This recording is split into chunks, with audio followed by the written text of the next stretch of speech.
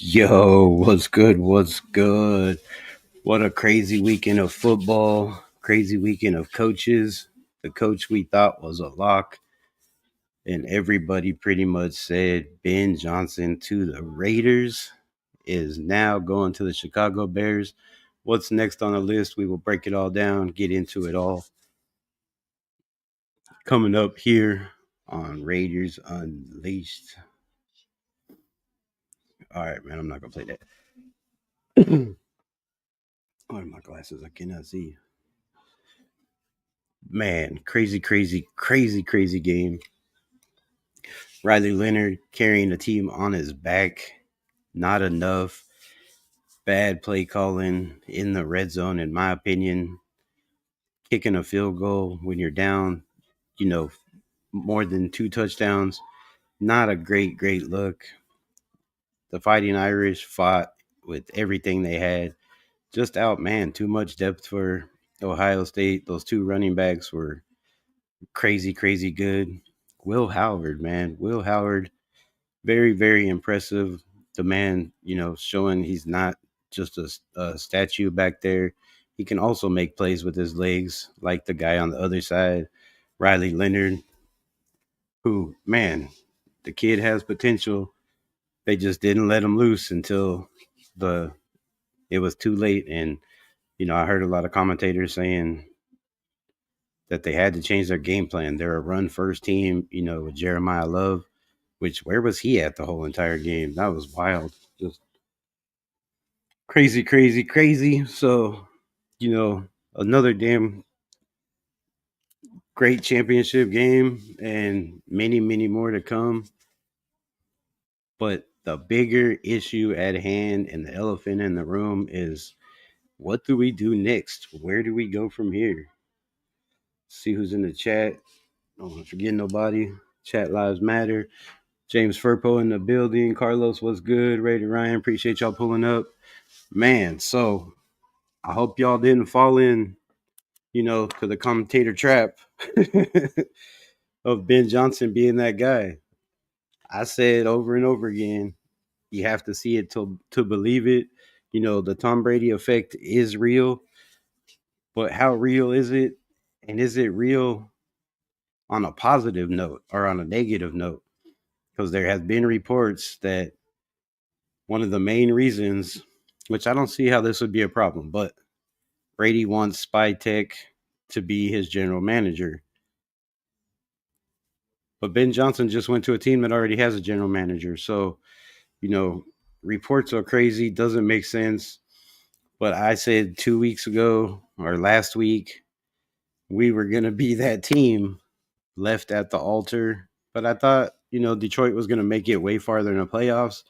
I didn't think, and nobody thought the Washington Commanders with Jaden Daniels, we'll get to that later, came out and, played like that kid did, lights out, didn't punt. Don't believe. I think they punted once, if they punted at all, the whole entire game. So, another guy that AP wanted on the Raiders. We'll talk about that too. We'll get into that. But, man, what y'all think? New England Boosters, what's good? Read these chats real quick. Never trust in any content creator that says they have a source. Oh, I mean, 100%, bro. You will never hear me say I have a source. Even if I had one, I would not tell you. Like, I don't know. That's just crazy, bro. But so people got to do what they got to do. And if they have a source and it's wrong, it just makes you look bad and your source, which nobody's going to know the source. But, and those other content creators saying they're happy because, I mean, being happy about losing a potential great coach is nothing to be happy about if you're a diehard Raider fan. I mean, you hear all the talk about fake Raider fans, real Raider fans. I don't play with that shit. If you're a Raider fan, you're a Raider fan. I don't know how you're fake or real, but I'm starting to change my mind about that because damn, I just, yeah, I don't get it, bro. I don't get it. I'm with you. What's good, Mark Cambone? Appreciate you. Raider Nation needs to come together instead of feeding us with BS. I mean, yeah, bro, it's all about clicks on YouTube for most people.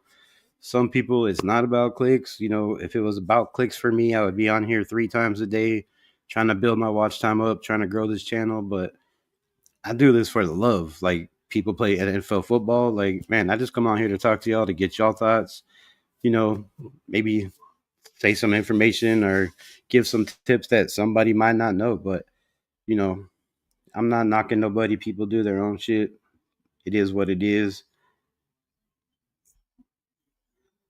Um, Gruden comeback in the works, man. I hope not. Like, honestly, I'm tired of retreads.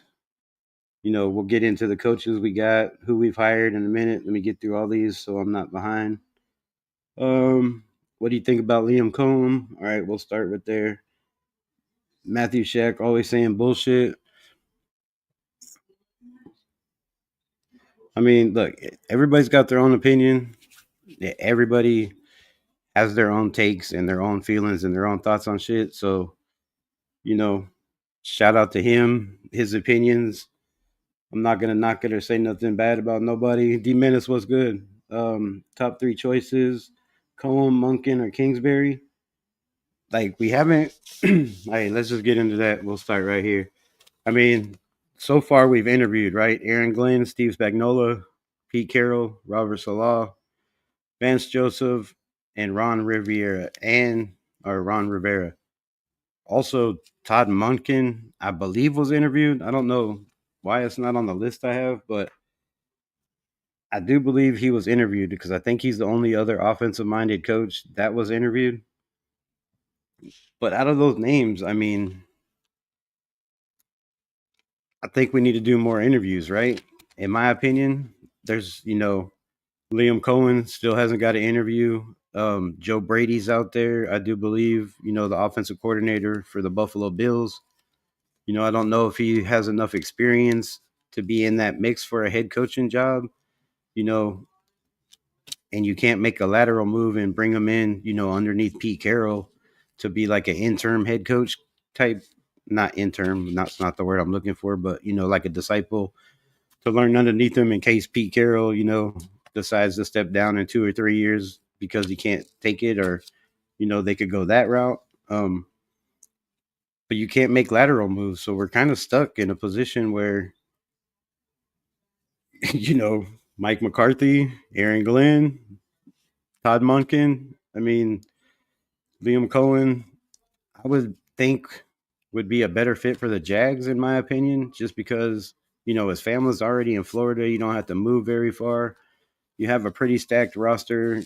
You can make things happen. But again, another not very experienced guy. Like, hey, let me see what I got on this computer real quick. Here, matter of fact, I got him right here. All right, so Liam Cohen, resume. Let's break it down. Quarterback coach at Brown University, Rhode Island, passing game coordinator, quarterbacks coach. Then he went. I don't know what's up with this guy. Like, this is why I don't want Liam Cohen, and I'm gonna say it here in a minute. But Brown University, Rhode Island, back to Brown University for the same position, quarterbacks coach. Then he goes to UMass, passing game coordinator, quarterback coach. Then he goes to main offensive coordinator, right? Um, Assistant wide receiver coach in the Sean McVay system with the Rams, which is, very highly respectable, for 2018 to 2019. Then assistant quarterbacks coach with the Rams 2020. Then he goes to Kentucky 2021 for offensive coordinator and quarterback coach. Then he comes back to the Rams for offensive coordinator in 2022. Doesn't work out. Goes back to the exact same job he left in Kentucky for offensive coordinator and quarterbacks coach.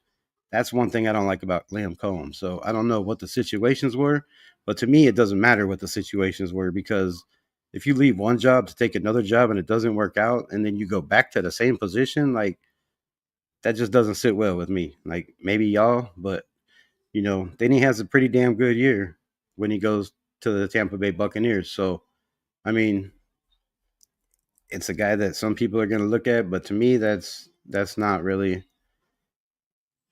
a guy I would look at, as a head coaching job. And you can't bring him in as an assistant coach or assistant coach slash offensive coordinator because it's considered a lateral move.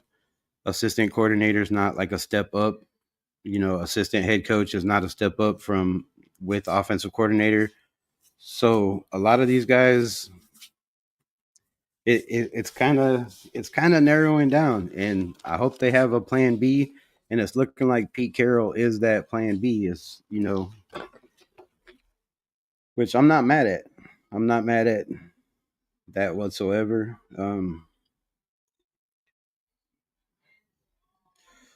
Cool, Kev, what's good? Appreciate you pulling up. I don't know where I left up in this damn shit. J Lo Jax, what's good? Appreciate you. All right, I know where I'm at. Cool. Third time's a charm, man. I hope not. Like, if Gruden's the last option, you know, he doesn't. I don't know. I'm not going to get into the Gruden thing too much. The man's a genius when it comes to offense. He's not great when it comes to drafting. He's a control freak. He wants too much control. I don't think it's a good fit, bro. I don't think it's a good fit. Yeah, F no to Gruden, my guy says. Cousin Oliver, Jinx Twist. What the hell is that? Catch back up. I think Pete Carroll would bring in Mike LaFleur would be good. you know, I'm a huge Mike LaFleur fan. I think what he's done with the Rams, and no, he doesn't call plays, which is, going to hurt his situation. But Liam Cohen didn't call plays as the offensive coordinator when he was with the Rams either. That's Sean McVay's job. But they do come up with the game plan. So, Mike LaFleur's brother, Matt LaFleur, is the head coach over there and with the Green Bay Packers. He's done a damn good job, in my opinion. And, hopefully the blood is the same over there when it comes to Mike LaFleur. But I've said it a million times on this channel. The Rams, started out 1-4. They had injuries. They made it to the playoffs, and they should have won that game, in my opinion, in the snow. A couple things, what just the fumble didn't go their way. If it wasn't for that fumble, I think they really had a chance to win that game. So I do like his system. I think he's, good with quarterbacks, but it's a lateral move. He's an offensive coordinator. You can't bring in another offensive coordinator. So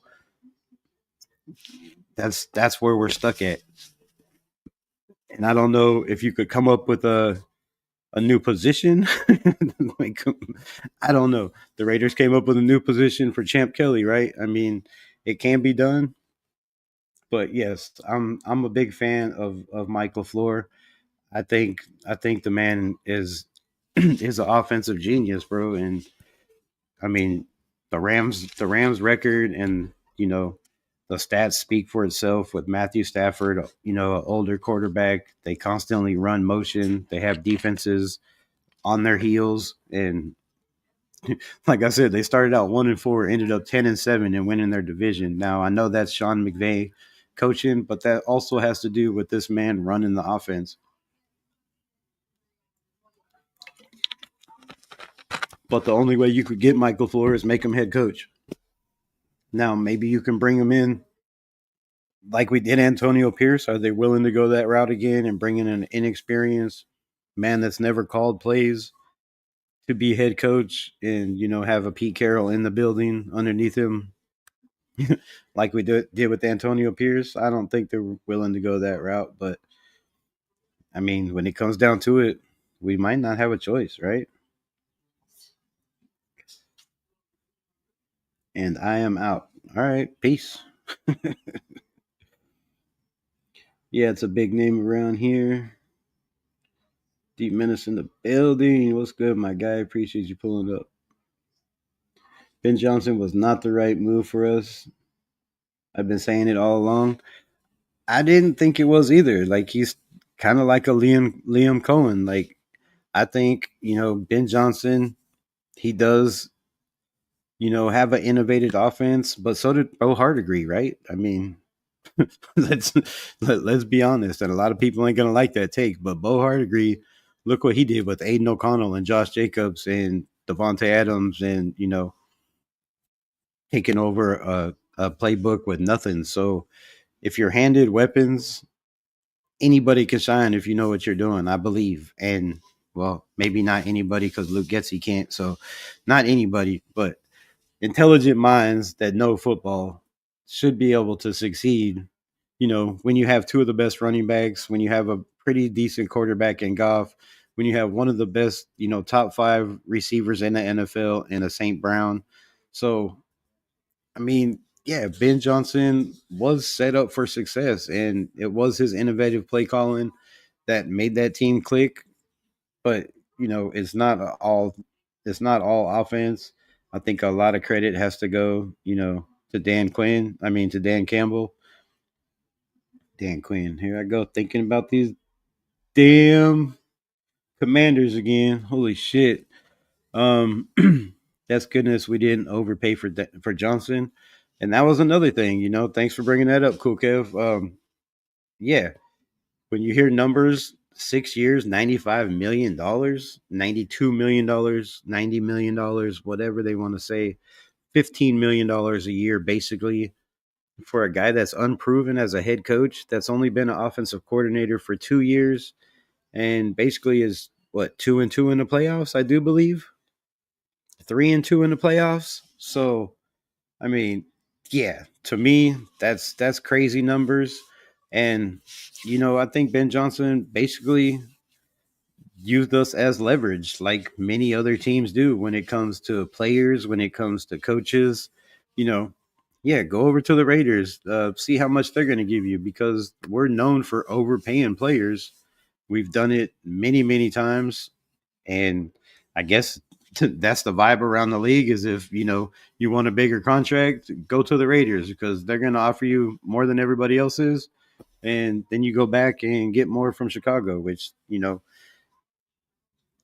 everybody knew that's where he wanted to go last year.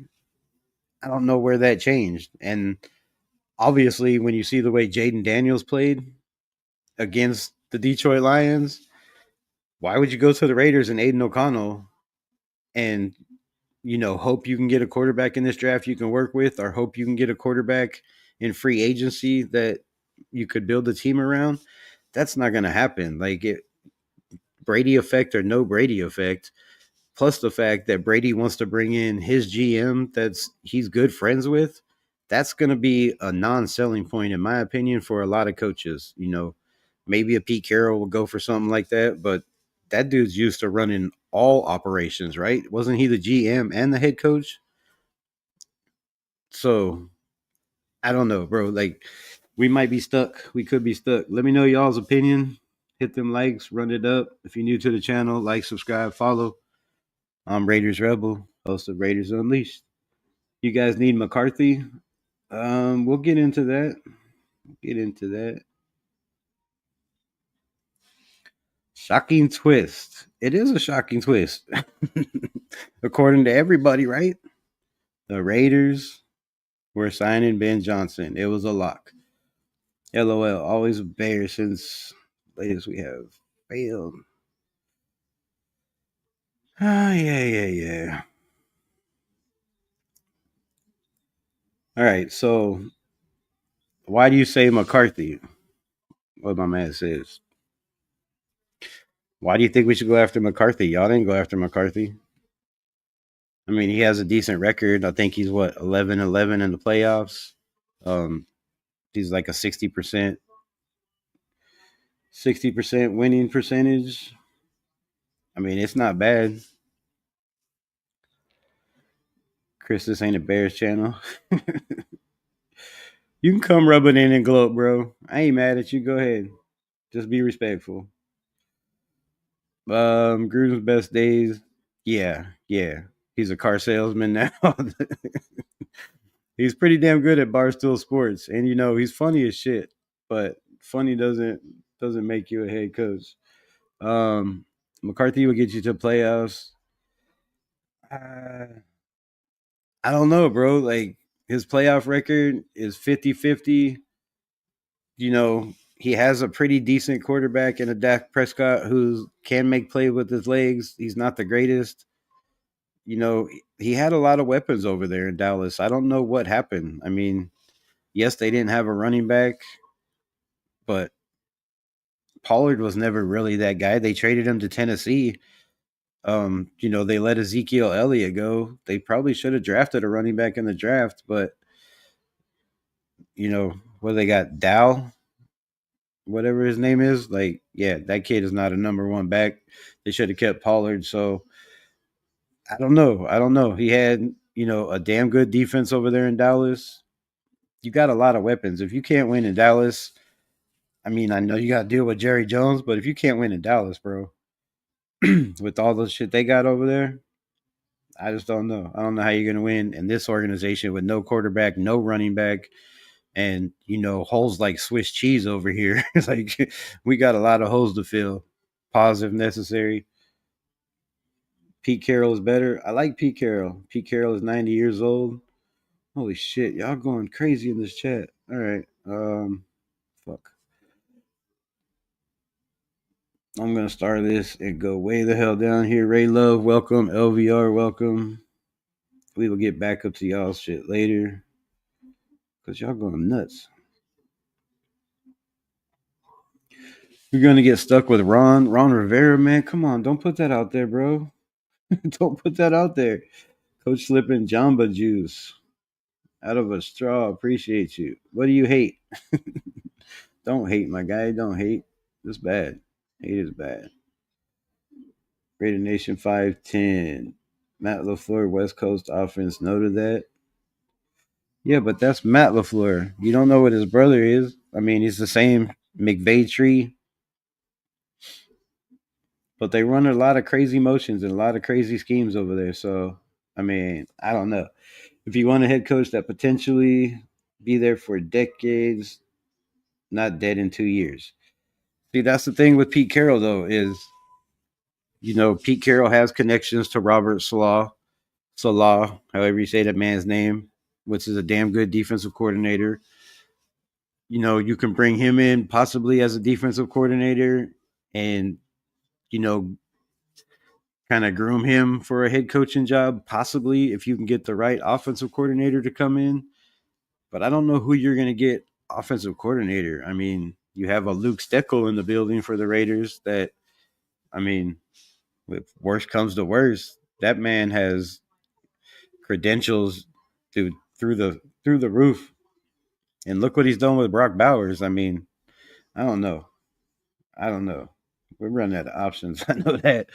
Um, McCarthy and Peterson is the only real available head coach, not coordinator.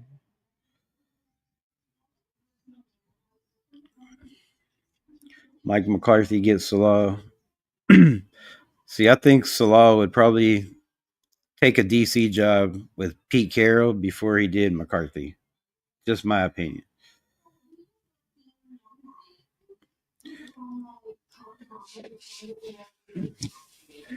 Get Joe Brady. I mean, there's another name, Joe Brady, but he's same as Liam Combs, same as I guess they call plays, so they're not like Mike LaFleur, but just another guy that's not really got a lot of experience when it comes to, calling plays or running offense or running a team.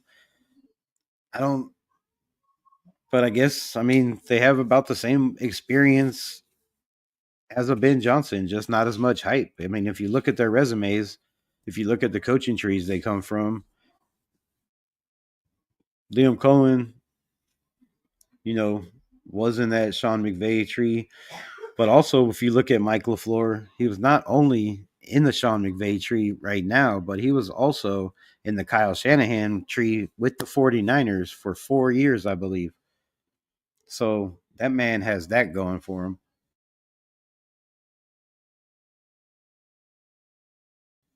Carroll be good potential successor. Yeah, but we can't get him for, we can't make a lateral move. And I don't, like I said, you have to make him a head coach. And that would be wild, especially with the coaches that are out there.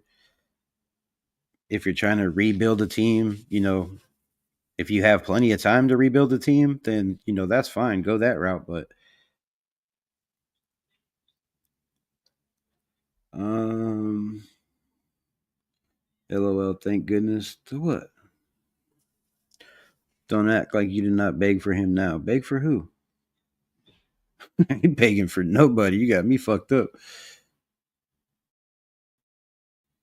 Andy Reid and McVay were unproven until they got their first jobs too. I mean, so was John Gruden, right? If you want to go that route, I mean, there's a lot of teams that were, unproven or teams. There was a lot of guys that were unproven, until they get that job. Just look at dude over there in Minnesota. I mean, look at Matt LaFleur. He made it to the playoffs. How long's he been the coach? 2 years, 3 years over there? It just depends on, what kind of leader you are and if you can get guys to buy into your system and if your system works. Like, that's the main thing, is if your system works. Actually, Mike did call plays with the Jets, but he got fired. Mike LaFleur, yeah. And I thought he did damn good with. Didn't he have Zach Wilson as the quarterback? Did he have Zach Wilson or Sam Darnold? Who do you have over there? I forgot. Um, his offense got 500 yards. Yeah, that's a lot of yards, bro. It's a lot of yards. Cam Ward to Vegas. At this point, when you look at Jaden Daniels, and no, he's not a Jaden Daniels, but you look at Caleb Williams, you look at the mobile quarterbacks in the NFL, you have to go Cam Ward for his athleticism if he's there at 6, right?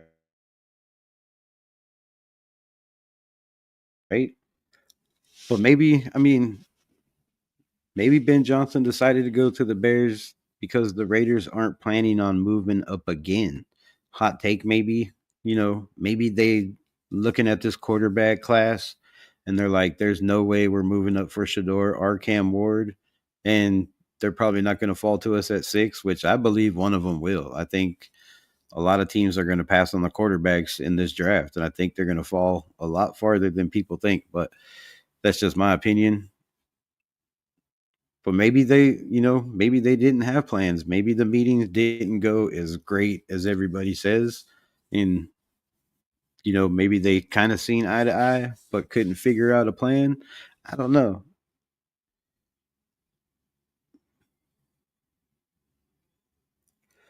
Munkin, wasn't he a HC already?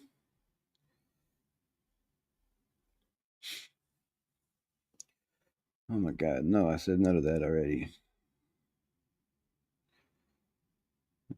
All right, I'm almost caught up, I think. Raider D got egg in his face right now using the insider source thoughts. I mean, yeah, see, that's what I would never use no shit like that. Raf in the building, what's good? What's good? Um Damn, y'all type too fast, bro. Jesus. Caleb is a fruitcake. Yeah, bro, but he's a damn good quarterback. Just look at his numbers. I mean, compared to Jaden Daniels, no, he wasn't in the playoffs. But if you look at their regular season numbers compared to Jaden, they're very, very similar. Now, he didn't have the coaches over there. Obviously, Dan Quinn is a damn good coach, and you got, 2 head coaches running the offense over there in Washington, and it makes a big, big difference. Will Howard, yeah, bro.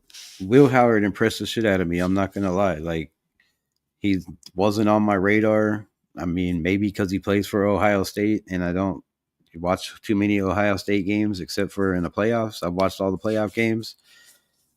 I did watch tape, on their running backs because Judkins and Henderson are just dynamic as hell, and they're a problem, bro. Like, Judkins is, oh my God, bro. That dude is nasty. And I would love that kid to be a Raider. I don't know about y'all, but second round pick, third round pick, I don't care if he's there. I'm swinging for the fences. If he's there in the second round, I take both, either one of those dudes, either one of them. But the way they're playing, I mean, I don't know. There might be more running backs taken in the first round this year than we've seen ever. These dudes are crazy.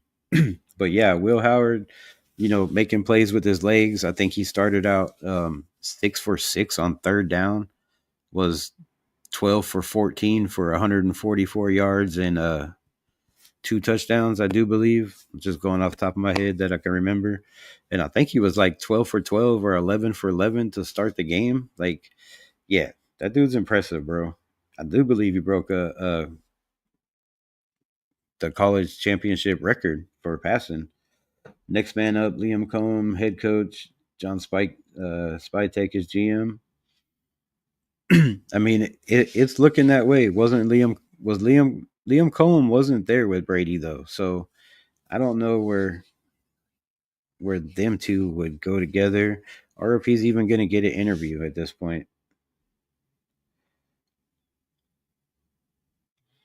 But with his experience, though, man, I'm just scared. Like at this point, I wouldn't be mad at a Mike McCarthy just for the experience factor, right? He's taken teams to the playoffs. He's consistently won. He's probably got a lot more pull than a lot of these offensive coordinators right now. Like, you know, he's been in the NFL a lot longer, and you can probably has a lot more, guys on speed dial that you can be like, yo, I need an offensive coordinator or I need a defensive coordinator.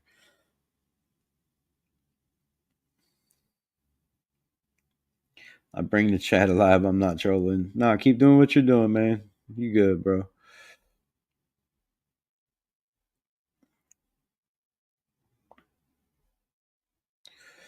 Um, this is what the Raiders need to do: get Carroll, draft O line in the first round, and draft a running back in the second round. The identity of the 2005 Raiders has to be the run. Shout out to you, my guy. What? Coach Slippin' Mamba Juice? Appreciate you, my guy. Yeah, that sounds like a hell of a plan. And I'm 100% down with that. If we could go running back, and use AOC as a bridge or whatever quarterback we can get in free agency until we have, a top prospect worth moving up to get, which I think, I kind of believe that's kind of the reason why they decided to, just win baby when we had the first spot wrapped up. And, we'll get to that here in a second after I can get the rest of these chats caught up. But yeah, that's a hell of a plan. I ain't mad at that at all. I would definitely. I mean, just look at the playoffs right now. You have a quarterback in Jaden Daniels who is a dual threat who makes plays with his legs. You know, they have Robinson who is a pretty dynamic lately with the ball in his hands, and then on the other hand, you had Detroit, which come on, man, Gibbs is just a freak of nature. Um, you got Saquon Barkley in Philly.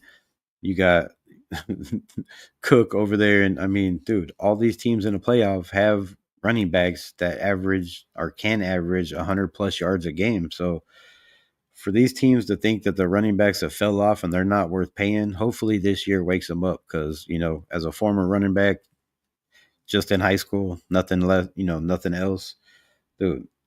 You take a beating, you get beat on, and that's why they only last, 3, 4 years in the NFL. These dudes need to get their money. They need to get paid, in my opinion. Raiders met twice with GM from the Giants. Probably why Ben said no. Yeah, but then they also is that the only GM they met twice with? Let me know in the chat. Um, if McCarthy had Mahomes, then okay. Well, yeah, bro, he's not getting Mahomes. He's not getting Mahomes. Trade Crosby for a 2016 first round. Draft Cam Ward, then get Genty with your own pick. I like the way this guy thinks, even though you're a Bears fan. um, with your own pick, Ward, Bowers, Genty, the trio next decade. I mean, dude, it would be nasty work, right? It would be nasty work, and they would definitely be a handful. Pause if necessary. But I think Max Crosby, you have to get more than the first round, bro. You have to get more than the first. I don't think Max Crosby is worth Cam Ward. I just no, no, no. Y'all in the chat, let me know if y'all think Cam Ward is worth trading Max Crosby for. Because to me, I'm 100% out on that. There is no way you're gonna have to give me two first and probably a second or a third. You know, your first and a second or third this year and a first next year. And still, even then, I don't know, bro. Max is we already got rid of the heartbeat of this team once in Josh Jacobs, which was the heartbeat of the offense. We can't get rid of the heart of the defense and the leader of this team, bro, for a quarterback. Like, no. Now, if it was Josh Allen or Joe Burrow, then we'd have to talk. But um, you got to fire a head coach. Who? We already fired a head coach. But yeah, I like the way Chris thinks. Definitely, that's what I've been saying too. Like you. I mean, to build a team this day and age, you have to swing for the fences, and you're gonna have to keep that sixth pick, but somehow trade somebody on this franchise with a first round next year and one of those thirds, and try to move back up into the first round, whether it be in the top, 15 to 20, or whether it be 20 through the whatever. Move back up in the first round. Take two players, or if you can get up two in the top 10, then yeah, that's definitely the way to go. And the Texans are living proof of that 100%. You guys can hire Rivera or Gruden. No, no, no.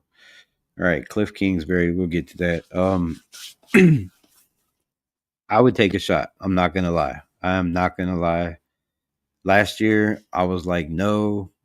I was even no on Cliff Kingsbury for offensive coordinator. I just didn't think it would work with him being a head coach, having more experience than Antonio Pierce. I just didn't think it was a great fit. His offense, man, is dynamic. It's crazy wild with Jaden Daniels. I'm not gonna lie, but how much of it is him and how much of it is Dan Quinn? Because Dan Quinn is a pretty damn good coach too. Also, a lot of it has to do with Jaden Daniels. Now, I've talked about this on this channel a million times that these glasses are bugging the shit out of me unless I'm reading the chat. Um, you know, Jaden Daniels came up with the scenario that he did in LSU to put on the virtual reality sets and, run NFL defenses. And that's what he does every single day before he works out, before he eats, before he does his shit. He comes to the gym, he plays a full game with that headset on, virtual reality. So he's seeing these differences. He's seeing coverage. He's seeing, how it, of course, it's a simulation of a game, but still, you're seeing, the coverage and how people react and how they cover plays, how they blitz. And that's why he's the best in the NFL at picking up, the blitz and passing out of the blitz. His quarterback rating when teams blitz is outstanding. And that's why they're winning in the playoffs. You can't blitz him because he's better when you blitz him. He's just scary good for that reason. So, I mean, yeah, I don't know if Cliff Kingsbury, we've seen him coach, and, did he just not have enough pieces with the Cardinals? I don't know. I don't know if that was the case.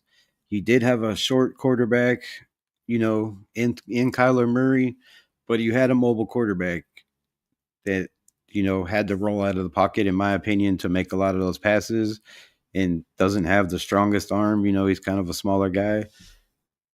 Jaden Daniels is is way more explosive. Reads defenses better, has better accuracy on his ball. Zip on the ball is just crazy. So I don't know if Kingsbury is better as a OC or if he would be, the same as the head coach. Because some guys are just better as offensive coordinator, a la Dick Daniels. We don't know about Ben Johnson. We'll find out very soon. But there's been a lot of guys that were offensive coordinators that got head coaching positions and failed. So you have to wait and see. But at this point, as dynamic as that Washington offense is, I would say yes. I mean, if you were going to take a chance on a Ben Johnson that doesn't have any head coaching experience, you have to take a chance on a Cliff Kingsbury. And, you know, it would suck if they hired him as head coach because that was Antonio Pierce's guy that he was, pounding the table for, and they wouldn't give an extra year to, which I don't think that was all of it. The fact that Washington was dead nuts set on drafting Jaden Daniels is why Kingsbury chose that job. And obviously he chose the right choice. Like 100%, dude. Like the kid is crazy good. I knew he was going to be good, but I did not know it would be like this. I mean, dude is wild, bro. You never wanted that bum Ben Johnson. Like, I didn't want him for that money. At this point, as bad as we've been, I was willing to take a chance. I mean, like I said, not for the price they were trying to give him or the 6-year contract. That's just absolutely crazy because what if he failed all 6 years? I mean, we would never ever recover from that. So hell no. LVR, what scares coaches off the quarterback situation is the plan. The offenses needs to be completely about the run game for at least in season until they can get a franchise quarterback in 2026. And dude, 100% shout out. That is a great take. And fucking call a buck, dude. That's 1,000% facts. You have to have an established offensive line and a running game before you bring in a rookie quarterback. Now, you could say the Washington Commanders didn't have that, but they did have Sam Howell and they did have a okay running game and an okay offensive line. Now they went out and they beefed it up and they brought in, some veterans and they brought in Kingsbury, obviously. They got, a crazy wide receiver that's crazily underestimated over there in what's his name? McLean McMillan. See, I don't even know his name. That's how underestimated. McLaren, I think his name is. But yeah, I'm with you 100%, bro. Establish the offensive line, beef up the offensive line in this draft, like we did in the last draft. Swing for the fences on a running back, even two. I would take two running backs. Like, take one very, very high, second round, late first round. If you see somebody that you don't think's gonna make it past the first couple picks in the second round, jump back up and get them and go third and fourth round. We have 2 third-round picks. Take one of those third-round picks, go quarterback, go running back. I mean, that's what I would do. First round offensive line, or I mean, there's some guards in free agency that I would like to have on this team that are veterans. What we do with Colton Miller is a big question. Do we keep Colton Miller? Do we move on from Colton Miller? He didn't have the greatest of year. He had some games, where he looked like a dominant a dominant tackle, left tackle. And then you had games where it looked like the man was on ice skates the whole entire game. So Colton Miller is going to be a big question what we do with him. I'm not positive, but we have JPJ. We have, DJ Glaze. We have Munford, who was okay, then wasn't really okay. I don't know if it was the scheme, the offensive line, but he did damn good when Antonio Pierce took over. So hopefully he can get back to form and, maybe we move Munford to guard. I don't know if he's athletic enough. If not, move DJ Glaze over to guard. Those two at tackle and guard would be a scary force. I think you could run behind, they could pass block, and just we just need guards. I think Jordan Meredith at 6'2" is maybe a little on the short side, 300 pounds. But on the other hand, Parham at 6'4", 285, to me that's a tight end, bro. Like, yes, he's pretty good at blocking. He's pretty mobile, but he's just not heavy enough. So I think if we got, another tackle, if we don't keep Miller, or in, two guards, a guard in this draft and a guard in free agency, I think our line is set. I think we have some key young pieces that are going to continue to grow. And, I'd like to see maybe a Najee Harris, or bring in one of these running backs in free agency and bring in a rookie. Dude, I think this team would be on the way. On the way. We just be looking for that quarterback still. Ray Love is hurt. Ray Love ain't hurt. Caleb is Kyler 2.0. Nah, bro, he had a way better rookie season than Kyler Murray.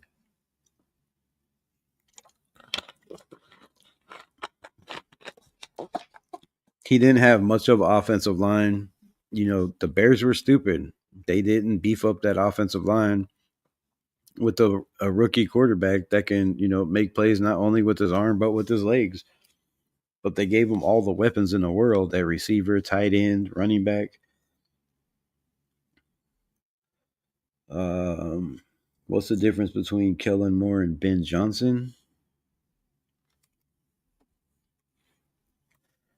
I think Ben Johnson's has a little bit more experience than Kellen Moore. I don't know. I like the Eagles offense, but is it because they have a Saquon Barkley? Because, I mean, let's be honest. Like, when you have a Jalen Hurts that can, run the read option, run the play action, and then you have a Saquon Barkley, that makes a big, big difference. I'm not really sold on the whole Moore thing. I don't like the fact that Brown doesn't get the ball when you got a dynamic, wide receiver over there, and AJ Brown, who's sitting on the bench reading books. To me, that's coaching, and you don't have your players involved. And no, I'm out on that. I mean, no, Kellen Moore is not even on my radar. Um, Coach Sippin, any coach will be on multiple year deal. To get a quarterback, we need to draft one. Jackson Dart would be gettable. I like Jackson Dart. Like I said, he comes from that, Lane Kiffin, who's kind of doesn't really run an NFL offensive, but kind of runs a little bit of an NFL offense. He's been a coach in the NFL, so he's a damn good quarterback coach. He has a good quarterback coach over there. Um, he's mobile. He's just slow, bro. He runs like a 4.8 40 or something. That's the only thing I don't like about Jackson Dart. I'd much rather have Riley Leonard, dude. I'm telling you, Riley Leonard is Josh Allen 3.0. The man runs a 4.5 40. He is 6'4", 225 pounds, and you don't see his arm strength because they are a run first team in Notre Dame. That's what Freeman likes to do. Run the ball, be smash mouth, win with defense. If he was in Ohio State's offense, Riley Leonard would kill it over there, bro. Just look what they did with Howard. Riley Leonard is way more mobile than Howard will ever be. He is athletic as hell, and again, he runs a 4.5 40 for a white boy quarterback. For any quarterback, that's fast as hell. But to be 6'4", 225-pound quarterback running a 4.5 40 is scary good, bro. That's Josh Allen shit. And you've seen from this game and the last game and every game in the playoffs, Riley Leonard carries the team on his back. He's, he'll run over and over and over again if that's what the coach calls. He can run the read option. He can run the play action. He can throw the ball down the field if they want him to. Riley Leonard is a beast, bro. And that kid is probably going to slip because people still have him projected fourth round. Some have him in the sixth round. I would take that dude in the second or third, bro. I would take a chance, swing for the fences. People said the Bills were crazy for taking Josh Allen at number 7 overall in the NFL draft. I would take Riley Leonard at 6. I mean, shit. What do you got to lose? And yeah, people are gonna say you're nuts, dude. That's a huge reach. And yeah, you're right. It's a reach. But so is Shador. So is Cam Ward. Neither one of those dudes are in the playoffs. Neither one of those kids carried their teams on their back like this kid has, man. Like Riley Leonard is special, dude. Very, very special. He's not flashy. All he cares about is football and winning. Zach Wilson. What about Zach Wilson? Who said Zach Wilson? It's opposite. I'm glad he passed on the Raiders OC job, right? Zach Wilson, hell no. I'm the exact opposite. I'm glad he passed on the head coaching job. I mean, I am too. I really didn't want them to bring in somebody inexperienced. Now, you know, if it was the right fit and that's what they were gonna do, I was gonna be good with it, bro. Yeah, I bleed silver and black. That shit, like, it's about this shield right here. Always first and number one. That's all I care about is winning, bro. So whoever they were gonna bring in, I was good with. But I was skeptical. I'm not gonna lie. I was skeptical about Ben Johnson, and I'm gonna stay skeptical. And even we'll see what he does. With a badass quarterback in Caleb Williams that could make crazy, crazy plays. We'll see how good that offense is. But um, I'm fine with Dart as long as people don't catch feelings about the commitment of PBM long term. We'd be a better quarterback next year, and that's facts. Um, he won't be better than the quarterbacks next year. It depends on who's coming out. Like, you can say he's not better than a Drew Aller, in Penn State, but I mean, who's to say he's not, right? Who's to say he's not? He has, a solid running game over there at Ole Miss. He had a tight end. He had Trey Harris, which is going to be a first round pick for a receiver in this year's draft.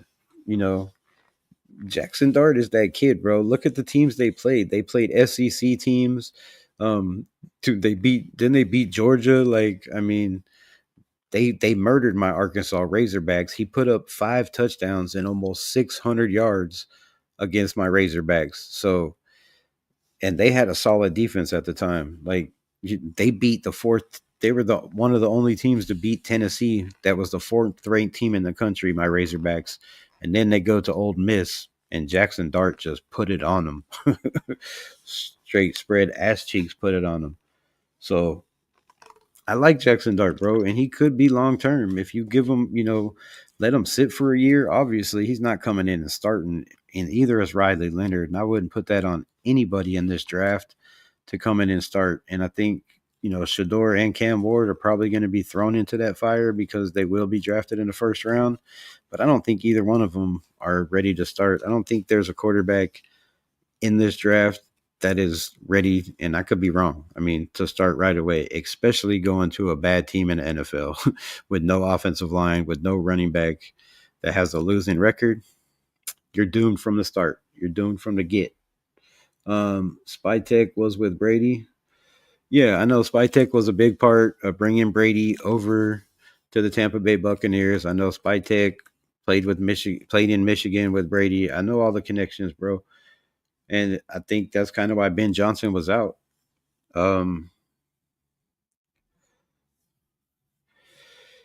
Cliff out, OC Ben.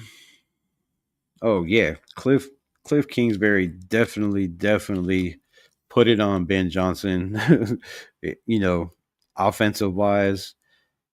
But you also have to look at, Aaron Glenn's defense was hurt. They were missing Hutchins, a crazy, crazy defensive end. They also lost their spark plug of the defense in Amik Robinson, which is a big reason why the Las Vegas Raiders were absolutely horrible in coverage sometimes, a lot of times this year is they lost Amik Robinson, and Amik was the spark plug, and Amik Robinson was the spark plug for the Detroit Lions.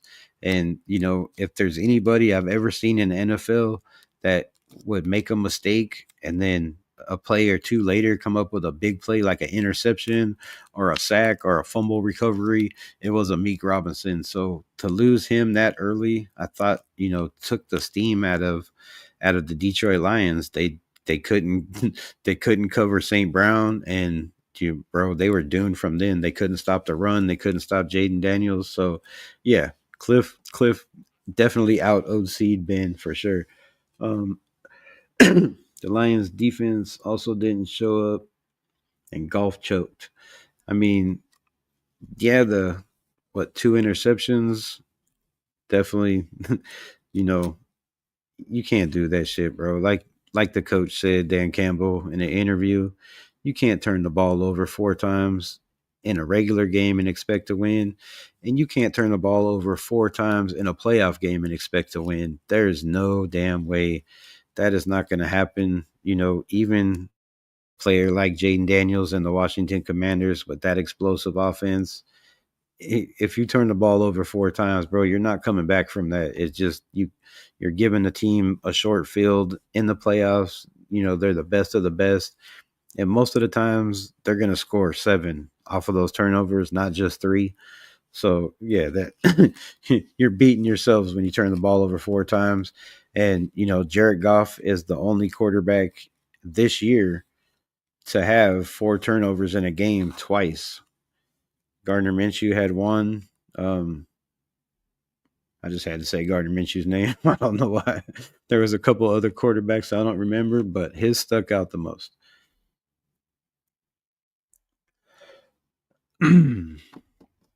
Our elite press pass coverage game would be our identity with Pete Carroll.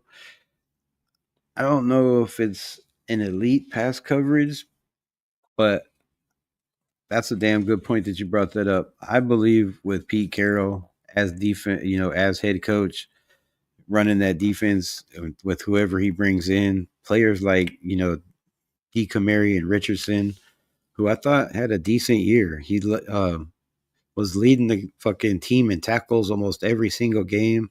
Yeah, he got cooked on a couple plays, a lot of plays, but I think a lot of that was the coverage they were playing. They were playing zone. I think he's more of a man-to-man shutdown guy, and also Jacorian Bennett, I think, would benefit from a Pete Carroll. Like, come on, he did have the Legion of Boom. Um, Isaiah Powell would be just crazy under Pete Carroll's defense. Could you imagine Isaiah Powell and Trey Taylor? Dude, Trey Taylor.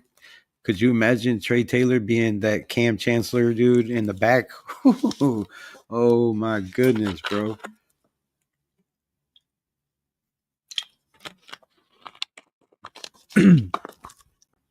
With Trayvon Moreg back there coming up to the line, blitzing like Pete Carroll likes to do. Yeah, that shit would be crazy wild, bro. I'd be here for it. I ain't gonna lie. First of blah, blah, blah, blah. First overall would take Crosby and a first.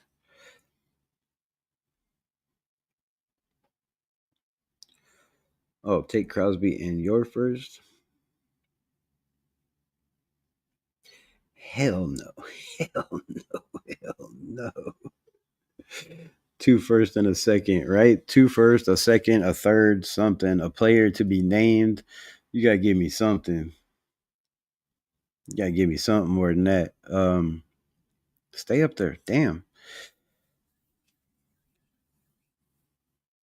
You need offense OIN. Oh, in today's NFL, defense not as important since everyone scores a lot. All right.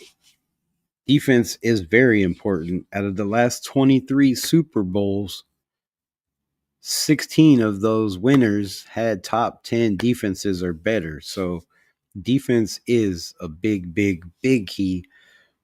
Now, if you have an offense that can score on every possession and decides to go for it on every fourth down and doesn't punt, you you you can't stop that, bro. You can't. Like, I'm sorry, you can't defend a team that's not going to punt. There's no defense for it. There's none. For one, your players are constantly on the field, and if they don't get it on third down, you have no hope for your defense. They're like, okay, we're going to get a stop. No, you better get four stops because, if it's anywhere close to 4th and 3, 4th and 2, 4th and 1, Washington is going for it. So your defense is going to be on the field longer. That's way more pressure on a defense for me. And to me, that's just, it's hard to stop, bro. You can't contain those guys knowing that they're never ever gonna punt. So your third down now becomes fourth down. Like you're adding a down to every play, bro. That's tough. That's just tough. That's tough. Quarterback wish list: Joe Milton, Cam Ward, Jalen Milrow.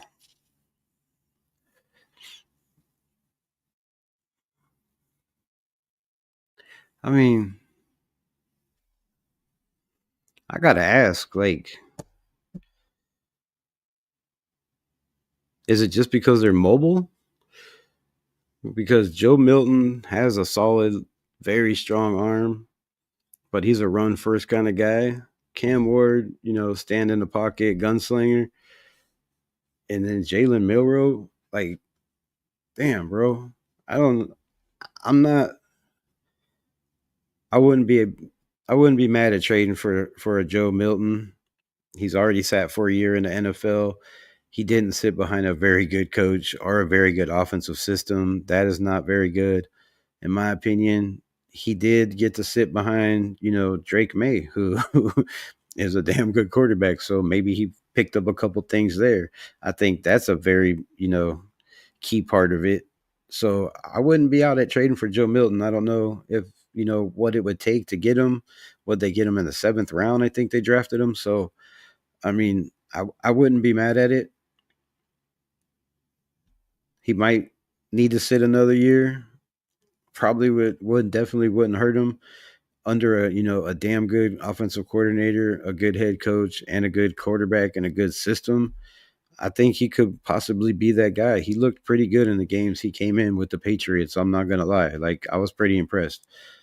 Cam Ward, I mean, I don't see him being there at 6, but I wouldn't be mad at it. I think we could do better. Honestly, to be honest, I would rather take a Jackson Dart, a Riley Leonard, even a Jalen Milrow, second or third round, and use that number one pick to go get an offensive line, whether it's tackle, whether it's guard, or sure up the corner, go get Will Johnson out of Michigan. I think would be another great pick in the first round.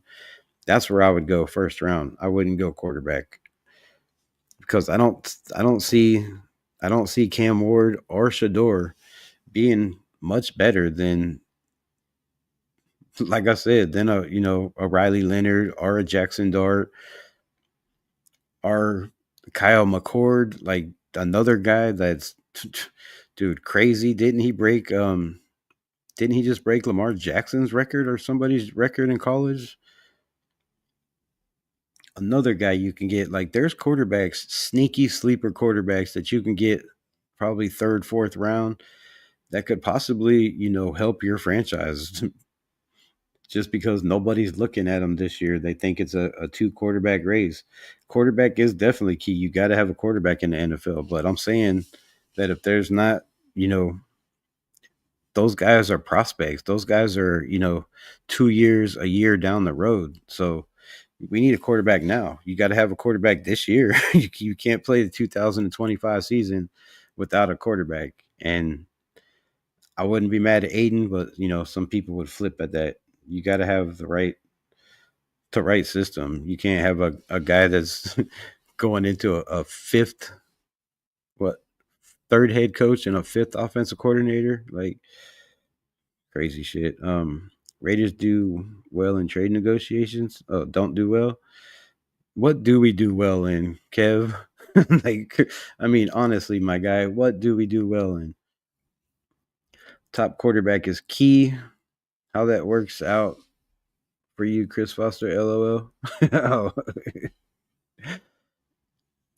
I mean, I'm not trying to stick up for the Chicago Bear dude, but in his defense, look at their coach, look at their offensive coordinator. I mean, yeah, Caleb was not set up for success. They went totally wrong about the draft. They thought they'd go get offensive, receiver, and he would just be able to run around and make plays without an offensive line. So no, I think Caleb's gonna be good, bro. I really think he's gonna be good. He might be soft, he might paint his nails, he might cry on his mama titty, but when it's on the field, bro, I seen him make some wild, crazy shit. I was just like, wow, wow. If you just get the right guys around him to coach him, and he might have that guy in a Ben Johnson now, bro. Trade rumors will heat up for Sauce Gardner if we get Pete Carroll. Hey, I'm on that boat. Shit, I will ride that boat till it sinks. Then we won't need to go draft a corner like a Will Johnson. Dude, I'll take that. Lawrence, my guy. Sorry, I'm getting to you late. I'm behind in this chat. Appreciate you pulling up. Salute to the nation, he says. Daniel's talent, bro. That dude is already the goat. Like, yeah, he's one of those dudes that just don't come around every 5, 10, 15, 20 years. Like,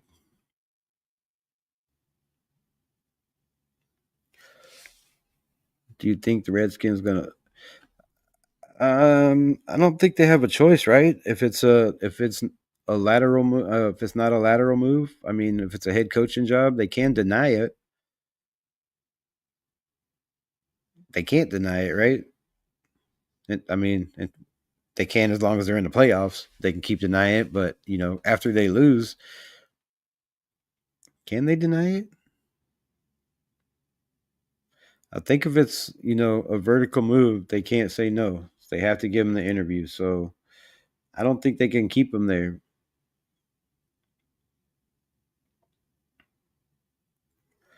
I know they want to, and I mean, I wouldn't. I don't know why he would want to leave. Really, why would you go take the pressures of, for one, taking on a franchise that's struggling right now, because obviously everybody's looking for a head coach, not because they're good, because they had a shitty team with a shitty coach and probably a shitty organization with shitty guys running it. So, I mean, that's a big factor. Why would you want to leave and take on all that responsibility when you have the opportunity to maybe make history and win a lot of games with a rookie quarterback who I think are going to be in the Super Bowl this year and have a damn good chance to win it the way they're playing? Like, call me crazy, but when you got a guy that can come back in the fourth quarter like that and it just doesn't blink, these are just normal games to him. It's like he's been here before. So that kid is special, dude. He's special as hell. So if I was Queensberry, why would I want to leave there? I mean, I wouldn't, bro. I wouldn't. You got a damn good running back. You got a star receiver. You got a superstar quarterback who not only can possibly win Rookie of the Year, but now you have to throw him in the race for MVP. I mean, I do. Maybe y'all don't, but Jaden Daniels to me needs to be in the MVP race for a rookie to come in and turn around a franchise like that. It is, dude, it's spectacular as fuck. Like it's special as hell, bro. Like you have to put that kid in the question, especially if they keep winning, dude. If they keep winning, he has to be in the conversation, in my opinion. And wouldn't it be crazy to be the first person ever to win a?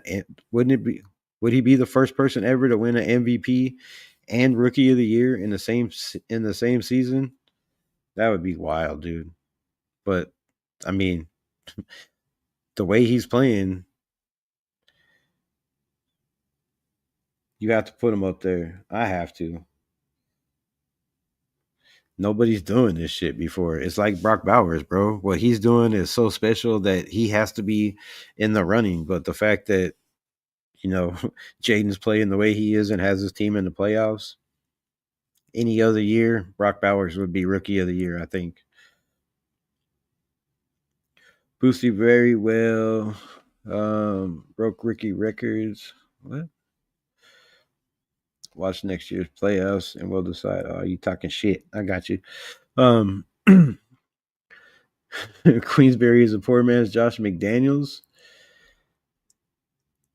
I disagree with that, Cool Kev, because you know Kingsbury did pretty decent when he was with the Cardinals. Like, they didn't have a great record, but come on, they didn't have a lot of weapons. He was trying to rebuild that team, and I think they fired him before giving him enough time.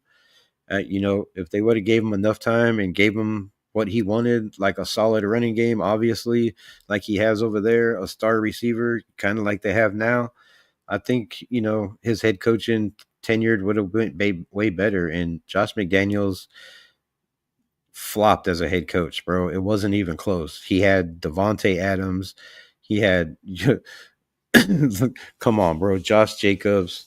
Like, the list goes on and on. Max Crosby, the weapons that Dick Daniels had at the Raiders for him to fail at the rate he failed is, dude, no. Queensberry is way better.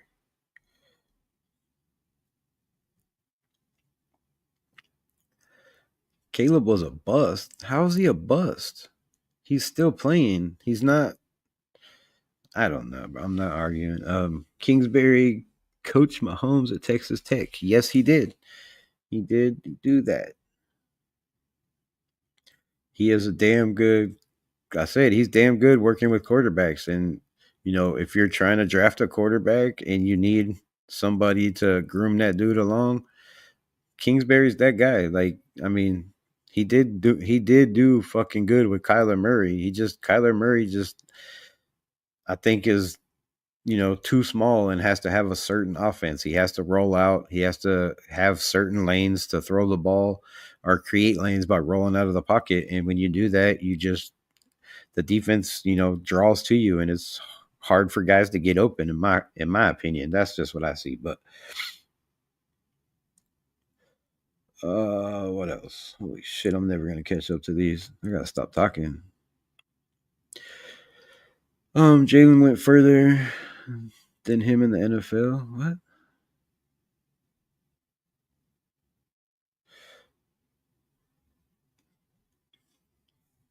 Oh, you mean where he was picked that he was a flop? Bust LOL. Ray Love never played. Yeah, I think he's saying because he was picked number one. But come on, man. I don't know. That's a flop is a harsh word, bro. Like, the kid had a crazy, crazy. Matter of fact, here, let me pull this up. Actually, let me get to this chat, then I'll pull it up. Coach Patrick Mahomes, yeah, I know what you're saying. Glad careers are done after 1 year, right? Right. I get you, my guy. I'll be funny when somebody hires Cliff Kingsbury and he fails again because Jaden Daniels carries him. I mean, that's a big statement, bro. It's a big statement. Um, Chris Foster, what record did he break? Most NFL games with nail polish.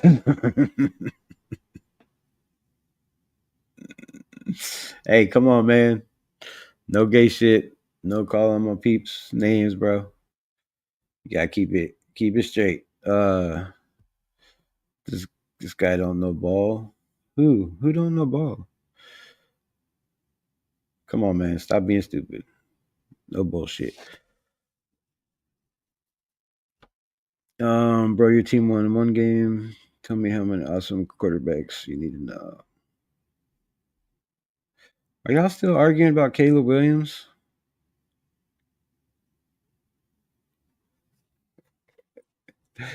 Oh, y'all are wild.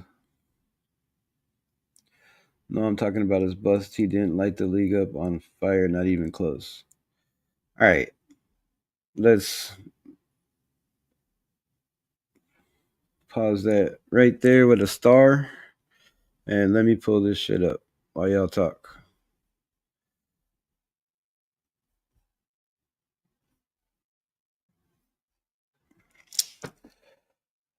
Caleb Williams.